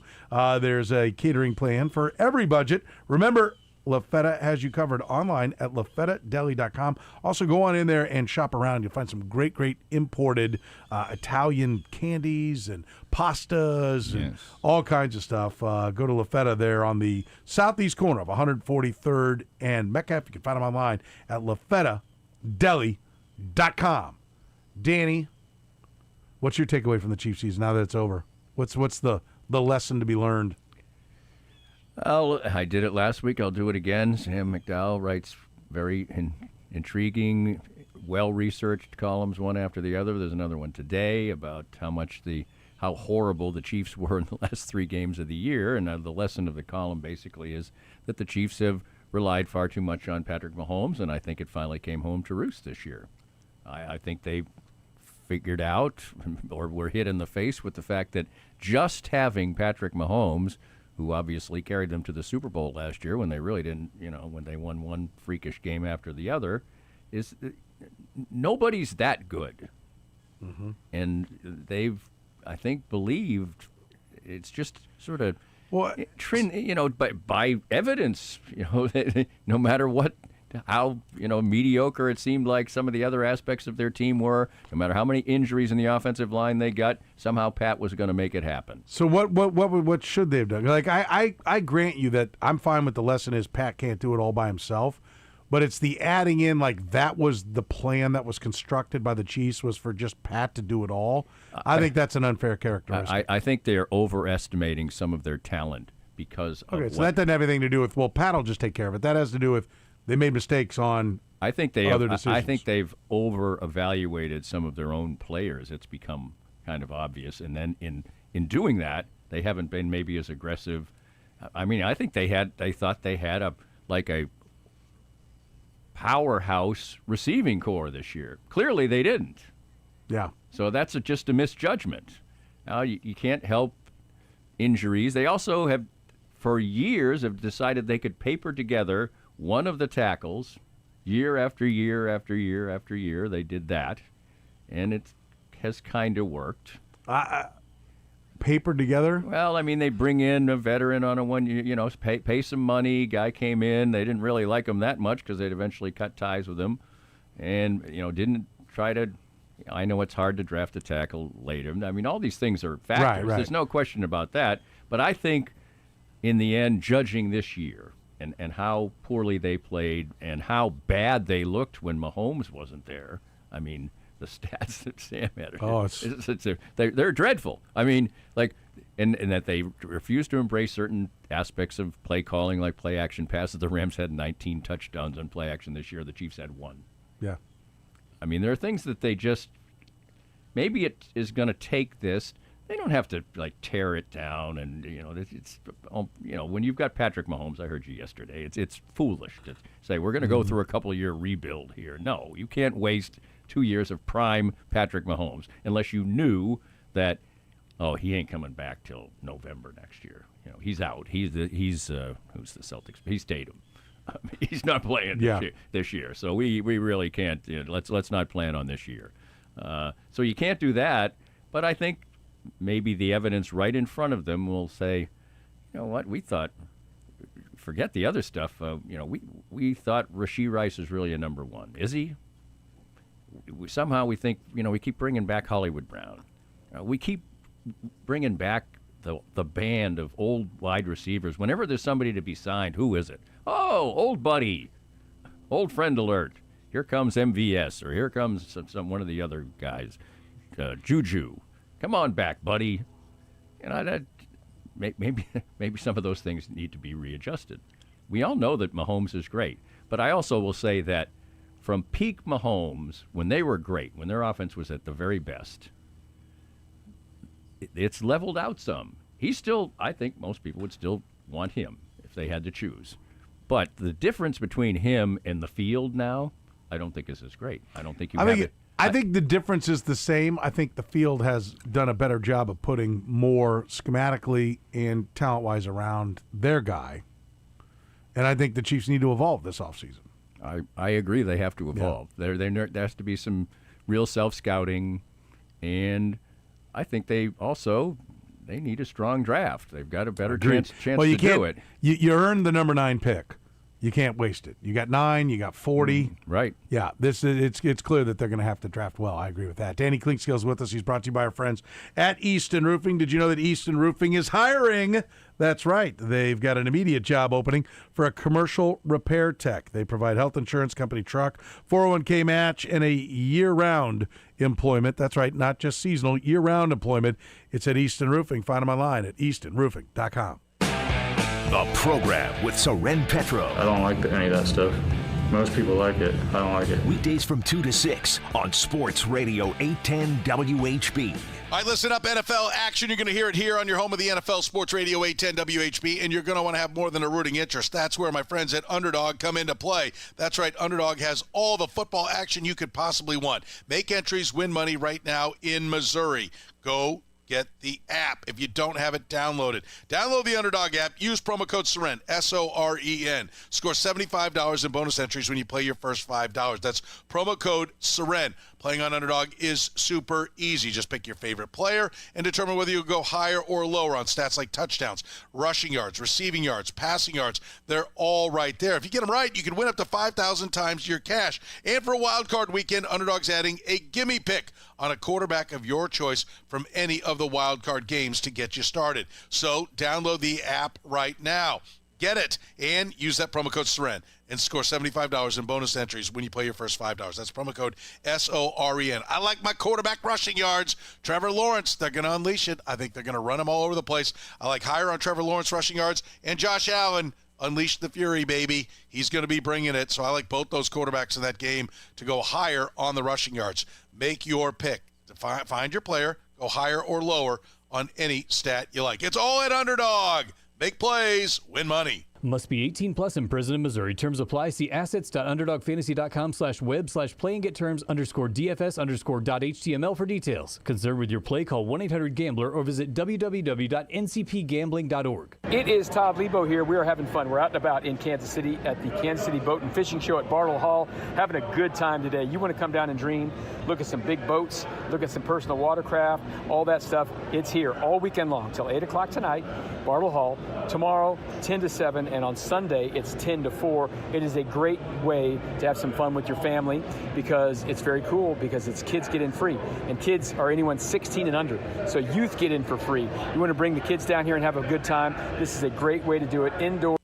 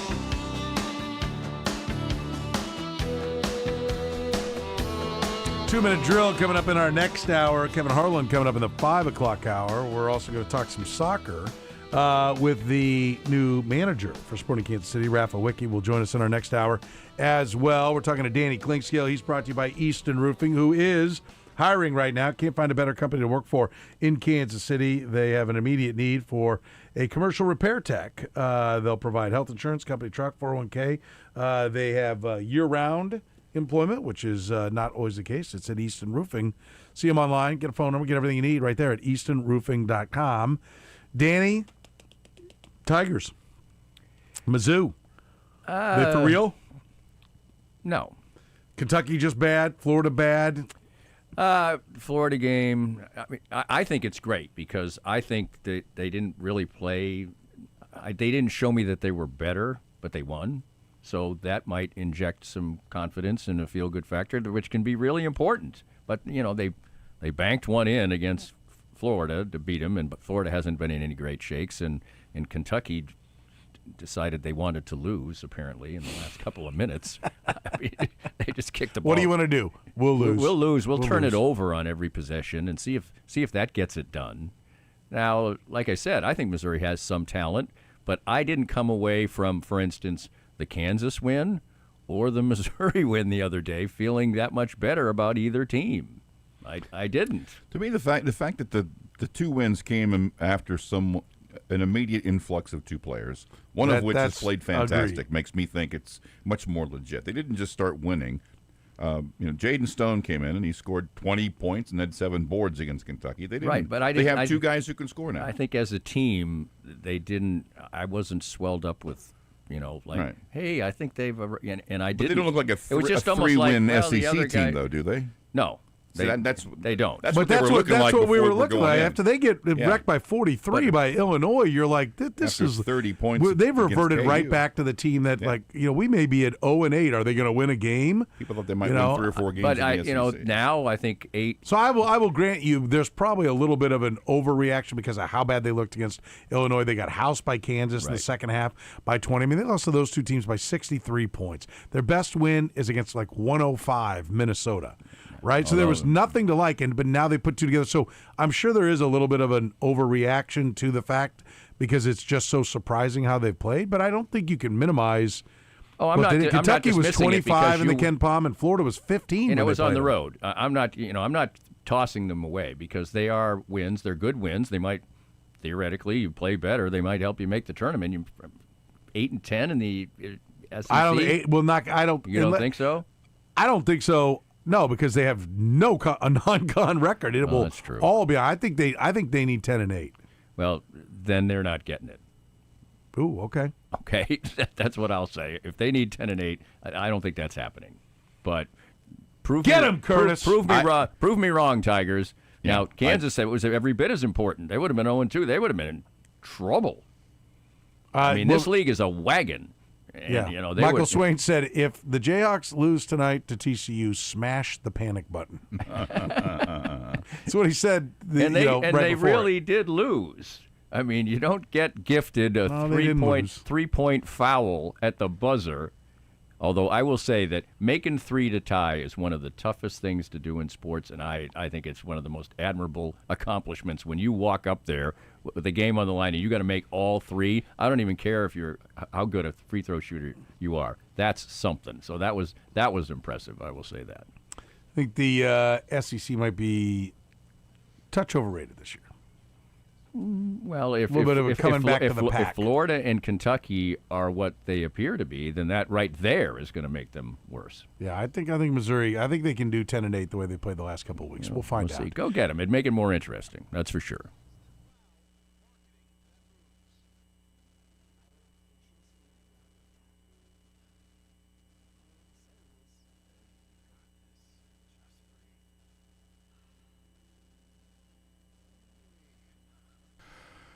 All right, among teams that have played in at least 10 wild card games, which one has the worst winning percentage? Brought to you by Nick and Jake's.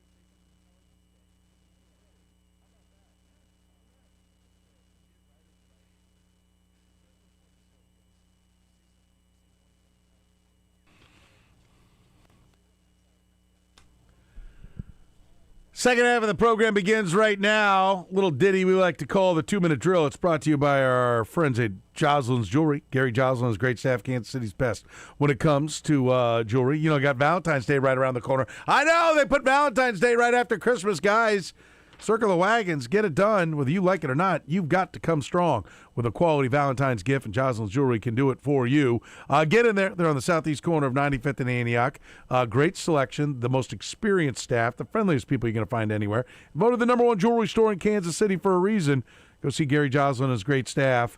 Joslin's Jewelry, 95th and Antioch. Let's get things started here on the drill. We begin in Atlanta, Georgia. That's where Chris Domino is, 680 The Fan in Atlanta. Chris, how are you, buddy? I'm doing well. Happy, well, it's a little bit late, 2026 to you and everybody out there. No, it's the first time we've chatted. So Happy New Year to you, Chris. Thank you, sir. You bet. 8 straight losing seasons, even though it's back-to-back 8 and 9s and a 4-game winning streak to finish the year. That meant the end of Raheem Morris and general manager Terry Fontenot. Did they get it right? Yeah, this part. I hate to say it was easy, and I don't know if you heard about the not one but 2 search firms they're using, one for coach, one for general manager. Really, it was described to us. Sportology is the name of the one group. They go sort of up your rear end and look for polyps. They're the organizational wellness check. And I guess when everything came back in a 4-game losing streak at the end of the year, when you consider underachieving, you lose 5 games in a row, you lose a game by a point, 2 overtime games in a row. All you had to do was find one more win against the Jets and the Dolphins. It was time, and it doesn't seem like a lot of time when it's only 2 years for a head coach. But if you were in the middle of it, and there's been a lot of middle of it in the last 8 years, not going to the postseason, there was nothing else to do. And a big part of it is, while I believe that people vote with their rear ends, they go to the seats or they don't, it had gotten really bad because, think about this, it's really hard to both anger your fan base and also create apathy. And lo and behold, that's exactly what happened around here. So here comes a president of football, not football operations, president of football, and all indications say it's going to be Matt Ryan. And finally, this team will have a hierarchy, a power pyramid that has somebody up top that will be in charge of all things football. Yeah, and listen, I know it is a 4-game win streak to finish things off. It should be pointed out, though, that they were eliminated, right, but for all 4 of them. So yes, they were. If the pressure was off, now we can play. Let's go, guys. Let's go get them. Who's the dream head coach hire? Well, look, everybody's supposed to say Harbaugh, but, and I don't blame John Harbaugh for having demands. And when you come into a place and they have a GM opening, I'd like to pick the GM. And there's a president of football. What exactly does that mean? Even though he had a similar system in Baltimore where everybody got along and did it very well for a long period of time, so it's not going to be him. My guess is, and I don't want a first-year guy, I really don't. Matt LaFleur, we were joking around here, if you're a Falcons fan and you think Matt LaFleur is the guy, and he was the quarterback coach when Matt Ryan won his MVP, and Matt Ryan certainly knows him, then you root for the Bears to beat the Green Bay Packers, and you find out if that's a possibility. Short of that, I think Mike McCarthy is probably going to be a name that might have a little bit of legs, and then Kubiak is a first-time guy, and on and on and on. Look, there's a big debate here this week about how good this job is, and I heard, hey, it's wonderful. Look at all the pieces. Defense finally woke up. Then I heard Z, who the hell wants to be here, blah, blah, blah, blah, blah, for every reason. I sort of live in the middle where I say, oh, it's got its ups, but it's got its downs. I just know that you have what looks to be a little bit of talent, but you have no cap, you have no first-round pick, and you're going to be dealing in a hierarchy of power that's never existed. So my expectations aren't great.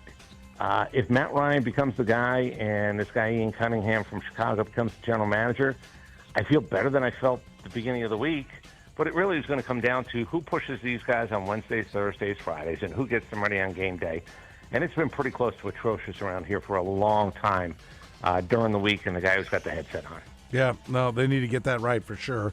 Did the Hawks get it right in trading Trae Young? Some people think they didn't get enough back. C.J. McCollum, they get back as the main part of the deal. I think Corey Kispert came back as well. Did they get it right in saying we're going to move on, whether it's not just the return, but maybe changing to where you don't have one guy dominating the ball? You know, it's funny. I thought about you this week when all of this was going down, because I know we've talked about Trae Young in the past, and it's amazing that 25-10, Hall of Fame numbers. I mean, he's literally a Hall of Famer. Now, he can play his way out of it. Other guys have done it. He's got Hall of Fame numbers, and we can never figure out, did anybody want to play with him? Did he make anybody else better? And there's one big vow in New York City, and blank Trey Young has become something that's been funny. But it would have been funnier if the Hawks would have done more on top of that. The problem is it was dimes on the dollar, and it was with the contract coming up and not going to get any bigger. He's not going to grow 8 inches. He's not going to be a guy who's going to be healthier instead of not healthy coming up in the not-too-distant future. It sort of was a change of scenery. Hopefully it works for him. There's no animosity towards him, but it's just, like I said about the Falcons, it's been a classic underachieve where you had that moment and you go, okay, here we go. And no, you didn't. And I know that we've talked about him. I said, look, it's kind of amazing, but nobody wanted to come play here. And he wasn't highly regarded. The All-Star teams, I think it was 2 because of injuries, 2 because he was voted on, never got invited to try out for Team USA. I just don't think people like him around the league. And nobody's ever said he's a bad guy. I just think he caught a little bit of a rep early, that there were empty calories points, empty calories assists. And at the end of the day, he's just going to be a guy that you look at and you go, 25-10 is supposed to get you a lot. But he also should have had his max contract. And I'm not even sure he's going to get that past Washington this year. So do we still use the word enigma? I'm not really sure if I even know what that word is. But could we have a modern-day enigma a little bit in Trey Young? Is that fair? Like, you don't know what to do with him. I think it's enigmatic. Okay, thank you. The 2 words, ironic and enigma. I never really know if I'm even close, but I don't think 25-10 below, under the age of 30, I'm supposed to be talking about getting dimes on the dollar for him. But they're going to try with free agency money. They're going to see if Jalen Johnson might be the guy that can lure a free agent or 2.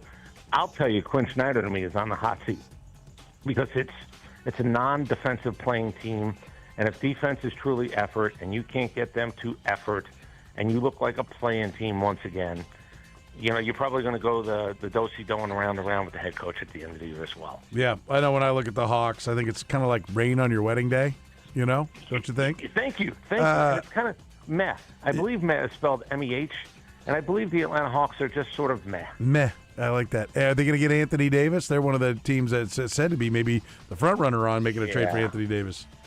God, what year is it? I mean, they got Moses Malone too late. They got Reggie Theus too late. It would just seem like, yeah, sure, go get Anthony Davis, and I'll watch him not want to play basketball. Like, I don't know about it. I don't follow him enough. I just don't get the sense that he really loves basketball anymore, and I'm sort of over that type of stuff. I don't think he's going to be revitalized just because he's here in the city of Atlanta playing with Jalen Johnson. Yeah, all right. We'll see what goes on there. Real quick on the Braves. They're part of the, I don't know, what is it, Main Street Media Group now, Diamond Sports /Sinclair /Bally /FanDuel network debacle that we've got going on here in Kansas City as well. What's the reaction to this looking like it's finally going south? Is anybody in Atlanta worried about this, the revenue changing things? What do you hear? Well, we had that YouTube thing for a while where they weren't on the TV where they were supposed to be on the TV. And remember, this is the home of TBS. Nobody ever had to think about it for a very long time. And there are a lot of people who go, why do I have to put on Apple TV? And why do I have to put on, Prime? And why do I have to put on anything? I just want my baseball games. And I think at the end of the day, the baseball games will be on, but you might need a color-coded chart. Remember those magnets they gave out back in the old days for the schedule? Yeah.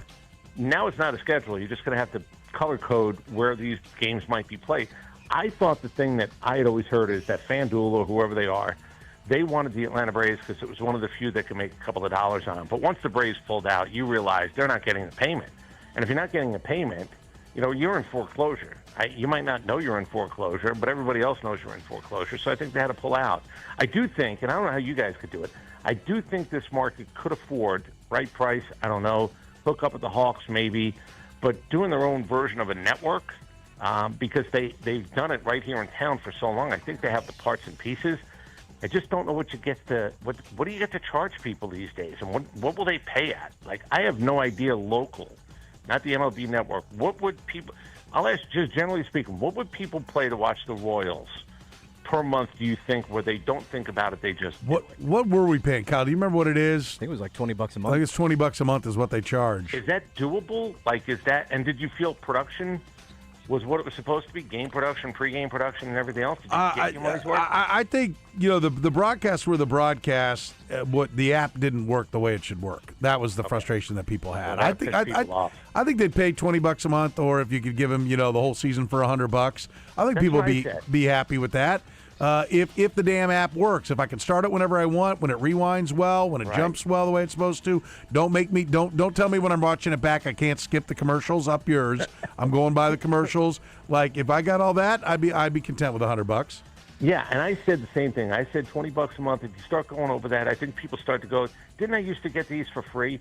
And it was never really, really for free, but it felt like it was for free. You just can't take away the production. I've always thought, too, do you do anything other than games? Like, do you give me anything else? Not bells and whistles, but do you give me, a weekly show? Do you give me a recap? Do you give me something else I might want? I just think you have to entice people, even in a market where they like the team, if not even love the team. I just don't know what number you can get away with if it does come to that sooner instead of later. Yeah. All right. We'll see. We'll all see that are in that boat. We're one of them. Always great stuff. Chris Domino, you're the man. We appreciate it. Have a great weekend. All right, Soren. Thanks very much. It's up to you, New York. Dan Schwartzman, D Sports Media in New York, as I understand it, just now coming out of the hangover from New Year's Eve, as he was there in Times Square, wearing diapers, watching the ball drop. Dan, how are you, my friend?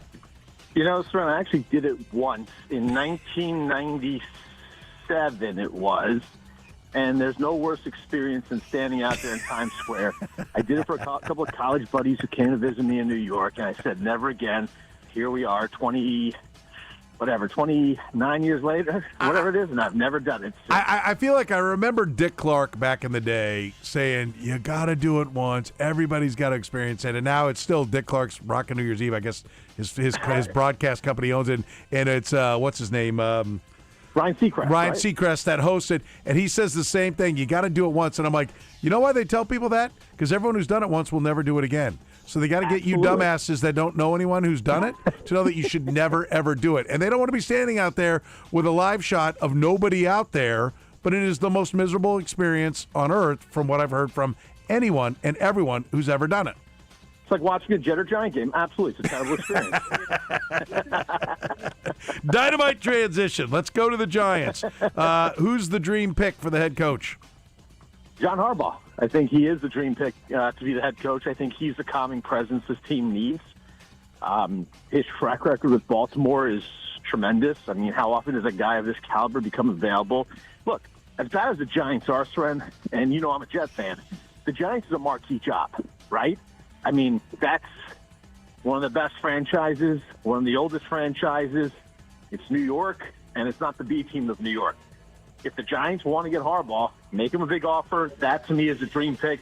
That seems to be what people in New York want when it comes to that. Yeah, and I get it. That's the biggest name out there. Is that what you should do with Jackson Dart, or should they be looking for more of an offensive mind? It's a great question. I think it makes sense because Harbaugh's a guy I think that can take pressure off a quarterback. He enjoys the run. He enjoys building defenses. He won a Super Bowl with Joe Flacco, and Joe Flacco is good, not great.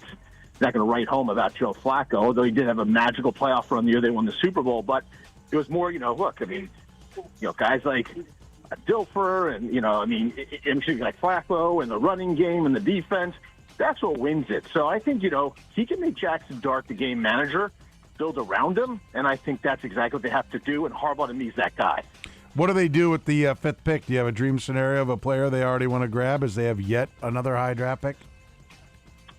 It's funny because I look at this draft, and I don't know if I'm impressed right now, and I don't think they go receiver.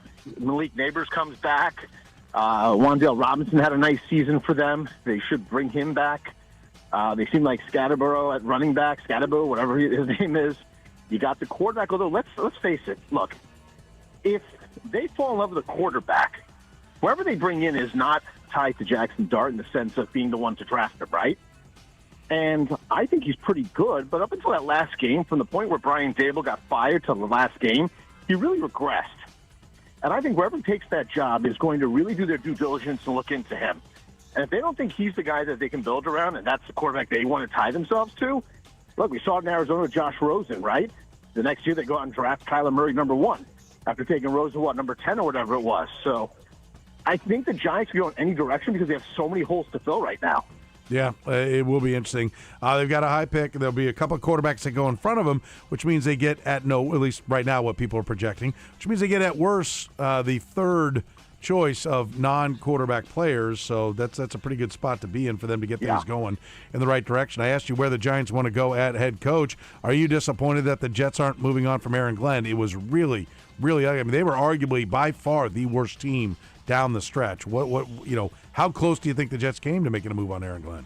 Listen, historically bad in that December. And they seemingly gave up. And while they played well in November to where you thought, okay, they haven't quit on Aaron Glenn, it was completely the opposite, Soren, in December when it came to Aaron Glenn. I mean, a lot of questions with the X's and O's, a lot of questions with his game management.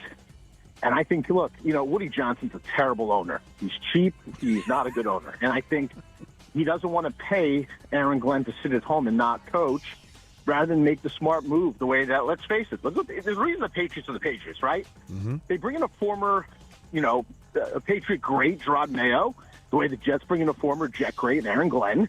Doesn't really work out in the first year. A guy like Mike Vrabel becomes available. No loyalty. Goodbye, Gerard Mayo. We're going in the direction of the guy that we know can win. And look what's happened with the Patriots. The Jets obviously are not the same type of organization. They're a bad organization. So they tie themselves to Aaron Glenn. They pay him $10 million a year. There's, $40 million left on that deal. And Woody Johnson's not going to pay $40 million for him not to coach and then pay John Harbaugh $20 million a year for a name of that caliber. So, yeah, as a Jet fan, goodbye Aaron Glenn, hello John Harbaugh, give him the world. But I'm a realist. I know that's just not going to happen with this organization. We're stuck with Aaron Glenn. Listen, I think you're dead on in pointing out how the Patriots, we tried Mayo, didn't work, doesn't matter that he's one of our own, we can get better. Now they were replacing with another one of their own in Mike Vrabel. That does help. I'm just curious. My assumption is, since Vrabel didn't go anywhere that first year, is that he told everybody, I'm going to sit and just take a year off and live my life on Tennessee Titan money for a year, but check back with me next year, right? I'm assuming that's what he said, but if you're the Jets, don't you just go $22 million? Let me make you the highest paid coach in football, whether it was the year before or this year. Like, Vrabel was the guy they missed on, and now to your point, Harbaugh is out there. I mean, it's almost to me like the Jets don't want to come face-to-face. They don't want to prove the reality that, and I know you're a Jets fan, I got many friends that are Jet fans, that they are second-class citizens to the Giants in that town, because if they would fire Glenn and go after Harbaugh and lose him to the Giants, it would be just a crushing blow to their ego. Yeah, but you know what, though? Reach out. I mean, maybe they are probably reaching out to Harbaugh to see what it would take if there is any interest there. But, look, this reminds me of a scenario when the Jets had Rich Kotite, and they went 1-15, and somehow they were able to get Bill Parcells. Not that John Harbaugh is in the same class as Bill Parcells, who's an absolute legend, as we know. Parcells comes in there and goes from 1-15 to 9-7, right? John Harbaugh is as respected a coach as you're going to find in the NFL today. And if Woody Johnson is too cheap or too, my French, dumb to not realize it, a lot of it has to do with culture. And you bring a guy with a Super Bowl ring and he flashes that ring and says, I've won. You guys haven't won squat. He's going to get the respect of that room. And Aaron Glenn's not. I mean, Aaron Glenn's a first-time head coach coming up from a miserable season. I don't think he's a great defensive coordinator in Detroit.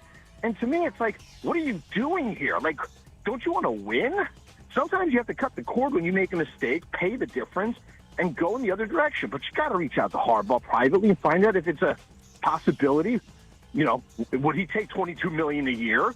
Does he want to be the guy that turns around here for the Jets and becomes a legend for Jet fans who are some of the best fans in football, putting up with this miserable crap? And the reality is, Woody Johnson is not a forward thinker like that.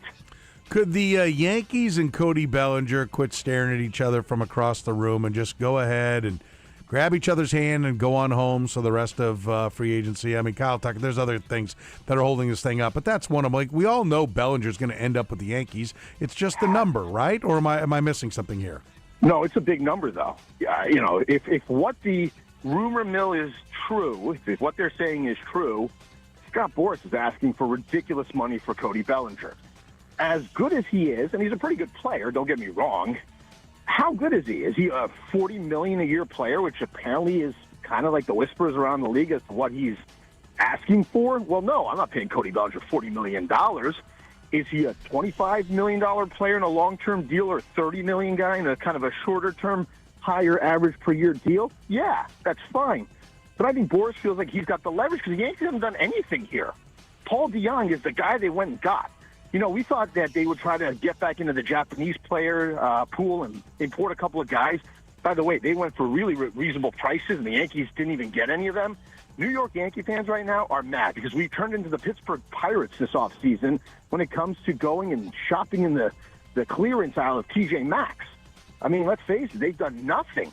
You're not going to bring the Japanese pitcher who went to Houston, who got, $64 million? The Yankees can't blow Houston's offer out of the water, especially considering New York has a huge Japanese population. I mean, there's a lot of anger with Hal Steinbrenner here when it comes to what he's done this offseason for a team that clearly wasn't good enough to win last year. And if Cody Bellinger bringing him back is the move you make, well, guess what? They had him last year and they didn't win anything. So they got to do more than that. If Bellinger's asking for $40 million, why not just give the $40 million to Kyle Tucker and be done with it? Yeah, but how many years are you giving Kyle Tucker? You know, the Yankees. I mean, he's more than a year younger than Cody Bellinger. Well, that's the thing, but he give him an 8-year deal. I mean, I see what you're saying. You know, I don't think you want to give that, though. Like, the Yankees got burned. They're still stuck with Giancarlo Stanton's deal for a couple of years. And as nice a guy as he is, let's face it, I mean, he's either DHing or he's on the injured list. So. But that you said it all right there, because the Dodgers have more than $1 billion in deferred payments right now on their roster. The bottom line is the Yankees just aren't going to play at that level, right? The Yankees are cheap. They're not. And Soren, the thing and is they're cheap, right? Do you agree that they're cheap if they're not going to play the game at the highest level? Yeah, I mean, they are cheap. And because here's the thing, when George owned the Yankees, he treated it as a passion, right? Hal treats it like a business. Now, I'm not saying George was right and Hal is wrong, because it is a business, but that's exactly what's happening here. Hal looks at the bottom line and says, well, I have to make a profit. Yeah, I mean, he's claiming they lose money. Let's not kid ourselves. It's ridiculous. The Yankees, if they went on the market, would sell for $10+ billion. But it's like, come on. Like, you got to do something. Here are the Yankees, and here are the Dodgers out-Yankeeing the Yankees when it comes to spending. And they're fun to watch, and they're a marketing genius team right now with, the incredible Japanese players as well, and, they're making tons of money off that. And here are the Yankees going after Paul DeJong and, again, shopping on the clearance rack. That's not who the Yankees are, and unfortunately, that's what they've become. All right, great stuff as always, Dan. You're the man. We appreciate it. Have yourself a fantastic weekend, my friend. You as well. Thank you, Soren.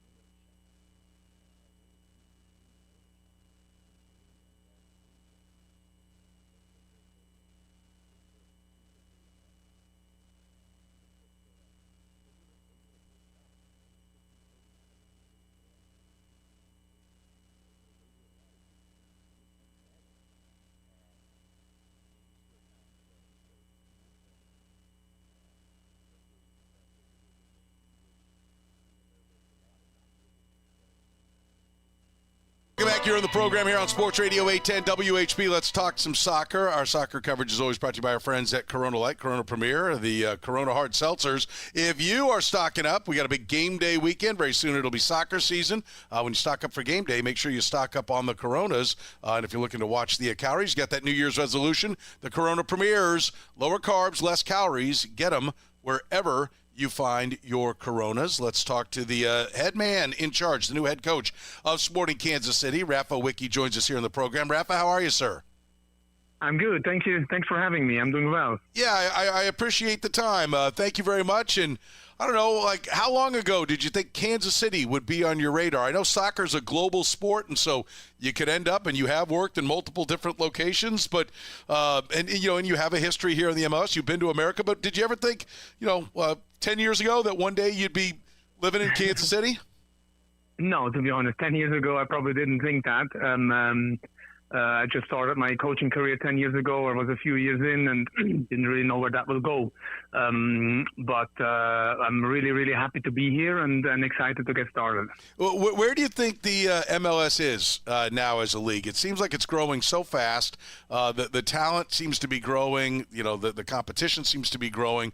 What do you think of the league now and just, your soccer life? And, Coach, I know you've coached in MLS, but you've played and coached around the world. How does the MLS stack up these days? Yeah, the league is growing fast, has grown a lot, has even grown since I was back last year in 2020 and 2021. I mean, it's grown a lot. I think having the World Cup in the U.S. will also help the league grow even more. I think to have all these teams and all these fans being in the United States, they will follow even more MLS after that. It's a very competitive league. It's very different to all the league around the world because you never know who is gonna be champion, which is not the case in, for example, Germany or in France or in certain countries. There's always the same few teams competing for a title, or even like in Germany, Bayern Munich is probably champion out of 9 times out of 10 years, and Paris Saint-Germain in France, and so on. In England, you have the same 4 or 5 teams. MLS is different. That makes it very competitive, makes it very interesting, and you have had years here where the champion from the previous year didn't make the playoffs the next year. So that makes it just different. Obviously, in terms of salary cap and all these rules, it's completely different than what we know from Europe or South America. But it's a growing league, great facilities, great stadiums, the fan bases are growing, so everything is there. But it is a bit different because of the regulations, and that will probably stay the way. You don't have relegation and a promotion. So that makes it different to the leagues all over the world. Yeah, it is a different animal. I mean, the schedule is going to flip. That's going to be more European. Maybe one day the economics will work that way. But you mentioned the growth, and with growth comes growing pains. I mean, there's kind of a feel here in Kansas City. We're wondering, we watch the Kansas City Royals in Major League Baseball compete, but we know that the Royals are going to take the field, and their payroll is going to be half or maybe even a third of what the biggest payroll is in baseball.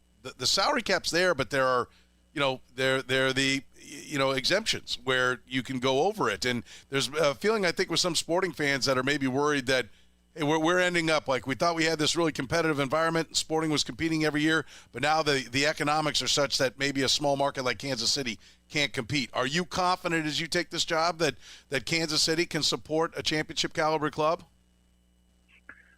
Yeah, like I said in the initial press conference, I believe that this club has everything you need to have to compete with the best, from ownership, from fan base, from stadium, from amazing facilities, and it has shown in the past that it can compete. So I believe that I believe that we can compete with the best. But the league has also grown a lot. Like I said, it's 30 teams. We have example from the MLS. It's nice that Vancouver was in the final, and Vancouver has shown that you don't need only world stars, but if you have the right culture, if you have the right philosophy, if you have a good core and players, you can go far. And that is a good example on not only the ones who spend the most money probably will always go far. So I believe that we can do. Now, I haven't even had my first day with the team, so I'm excited to get started. And then step by step, we move forward. Yeah, and you get started very quickly as camp opens this weekend. We're talking, by the way, to Rafa Wicki, head coach for Sporting Kansas City. You talked about culture. How long does it take to build a culture? I mean, this is a quick turnaround from you being hired, going right into practice, and you guys are still putting a roster together. I think David said, double-digit signings still to come for this team. How long will it take? I mean, is this year have to be a year of just kind of piecing everything together, and really contention is something that's at least a year away? I mean, that's always difficult to say. I don't want to give targets now here. A culture has to be. There's not like, in 3 weeks we have set a culture. A culture for me is something you have to start implementing. That's what we're going to do on day one when everyone's here, and then we have to live it every single day throughout the whole season and through next year as well. It's not that it's going to be done in 6 months. And it's like in every company or in every family, culture has to be lived every single day. I'm the first one who has to live these values, set the standards, and then with that, we start implementing the football philosophy, the soccer philosophy, that as well. That takes time, but we start with day one, and then every single day we're going to work on the way we want to live together, we want to behave together, and on the way we want to play together. And that is a process, but I'm excited for it. And yes, you mentioned the roster. This is all a big opportunity for me. It's rather a big opportunity than a challenge. I see it that way. I'm very excited with what I have now here, and my job is to work with them, and that's what I'm going to do. And there's very good players here, and then we will see when the new players arrive, and we try to integrate them. But I'm really excited, and this is a big opportunity rather than a challenge. The style that you want to play, you talked about a high press. You talked about certainly you want the ball as opposed to not having the ball, a high possession. How did you arrive at the style that you want to play? Yeah, look, before we talk about style or so, I want to see a team, and my teams has always played as a unit in every phase of the game. I think that's the most important. We attack together, we defend together, we work for each other, we work with each other. I want to see a team who plays with passion, with intensity, and with personality. And then we go into tactics. And yes, but we want to be a team that has the ball, that builds from the back, when in certain moments of the game. But we also want to be a team that is uncomfortable to play against. That means we want to go and press. Now, you can't press 90 minutes in every single game. We know the MLS again is different because you may have to go to Florida to very heat in summer. You have to go to certain cities where it's in summer like 100 degrees. You have to go to altitude. So then it's not possible to then press every single ball in every single moment. So most important for me is that we do things together, and that we believe in what we do, and that we show passion, intensity, and personality. Yeah, how much of the culture comes from building from within. Like there was a stretch where it seemed like everything was going to come through. Get the youth, get guys signed, have them on the second club. Integrate them, and then graduate them up. I mean,